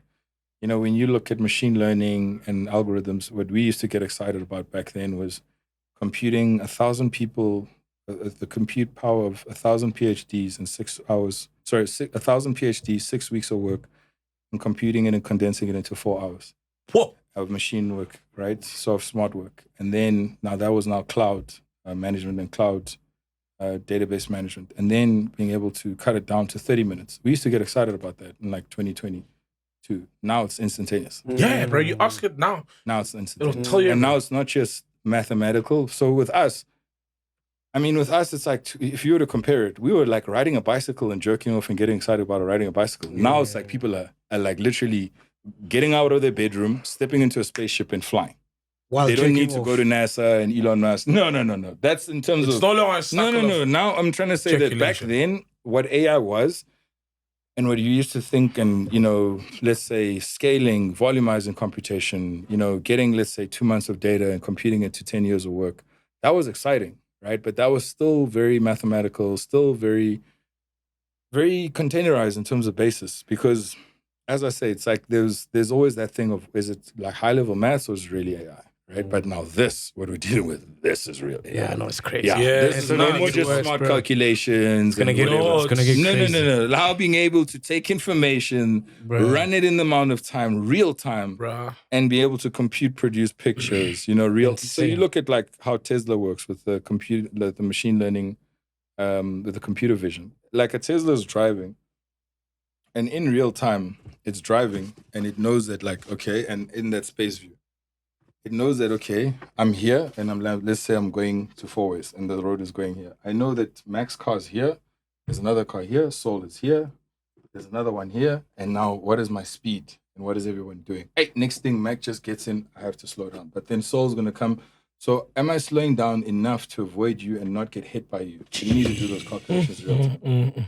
So it's doing that. But now guess what? All those cars are connected and they're all doing it at the same time. Because now one car can't do it. It needs to be in a system. So when you look at it, all cars Tesla are actually real live nodes, real live compute nodes feeding information into that, into that big data repository system. So all those cars in Tesla right now are making it smarter and better as they're doing what they're doing. Yeah. So you just keep making it sharper, better, faster, but it becomes dangerous now because a computer, a machine, a robot does not have consciousness. It does not have empathy. So now what it's going to calculate, unfortunately, is what is the calculation where the least people die? So the least people die means someone's got to go. Ghost has got to go. That's what it is. And that's where it becomes problem with law enforcement because now machines are deciding who must die. Yeah. Yo, do me. Hangwani. Thank you so much, man. You think your dad will ever come to the pod, bro? Of course, bro. Nah. Yeah. You know he was meant to come. Just like, give me a tender, I'll do it, dog. When are we going to get tenders? Give me that tender. Oh, that tender. Yeah. No, let's start with the uncle. tender. Let's start with the uncle. We must be respectful. Yes. Not undermining. Get the local provincial tender, then get the national. Yes. But he was meant to come, not Dudu. Remember? Yeah, remember he was meant to come. Yeah, remember very well. He was meant to come, and then we trained it for something that week, and he's like, and this boy is a bad. Okay, we're not going to trend anymore, ne? No more trending. No one cares about us anymore, dog. We're good now. We're safe. It's open chest time now. They take care of the trending. We're super watch now, Well, so we're safe. We're safe now, yeah. Dumi, thank you so much. Shout out to Thank you so much for your time, man. It was great. Yeah, man. Thank you. Bro, you're such a breath of fresh air. Like, just want to say this. Because, whenever there's a president's son or something, or they live in that. But you're so passionate about your AI, blockchain, crypto. It's like you are literally covering. Some people just say it. I'm my own person, I'm my own man, but they love living under the shadow of their, dad or whoever. And you're literally doing it and you're passionate about it. You look the same, man. You look alike. Yeah, you do, though. You're dead, yeah. Fuck, it's crazy. Yeah, bro. Yo, it's uncanny, eh? Yeah, it's like, you can see his dad when he was younger. It's like when we interviewed Elon Musk's dad. Oh, yeah. They look the same, bro. Even speak the same, bro. Yeah. Now, come on, he doesn't look this good. Nah. He's an old man. Come on, he's an old man. Let's see pictures of him. Dude, I got like veins on my abs, eh? For real. Yeah. You're a gym freak, You didn't though. have like veins on his abs. Okay, But you take steroids, though. Let's see. No, I took when I was younger. Oh, yeah, dog, dude. No, you want to see. Let's see you. Let's see you. Let's see you. Let's see you. Let's see you. No, no one else. No one else. No one else. Only you wanted Bro, to see. steroids. What do they interact with sex games somehow? Bro, there are stuff we did when we were young, and everyone asks me now, and I'm like, dude, I actually wish I could right now because I'd love to know because hey, they're telling us to wrap it up, guys. When we were young, like it was crazy, bro. It was crazy. Like they're telling us to wrap it up. Wrap it up. Yeah, I think the cameras are overheating. Oh yeah, their cameras. Yeah, okay. Yeah, they're overheating. They're overheating. I really want to know. We'll ask you off air. Ne? Yeah, you'll tell me off air, bro. But because I've heard it a lot. You know, I wish I the could more you now. know, Yeah, podcast and chill. peace, steroids. Bye. We're never gonna end. No, bro. You know it's long-winded. Welcome to Black Excellence. Do not fear, for if you do, just sip on some grandeur. And if you still do, ask ourselves, what would Mapapunzi do? Parama chila, itlesha lefiki. Ungoyigi, even when they ask you, how sabiini, do not fear. For if you do, just say, Anistivi. This is the medicine of censorship. This is the pill. Which one is that one? podcast and chill.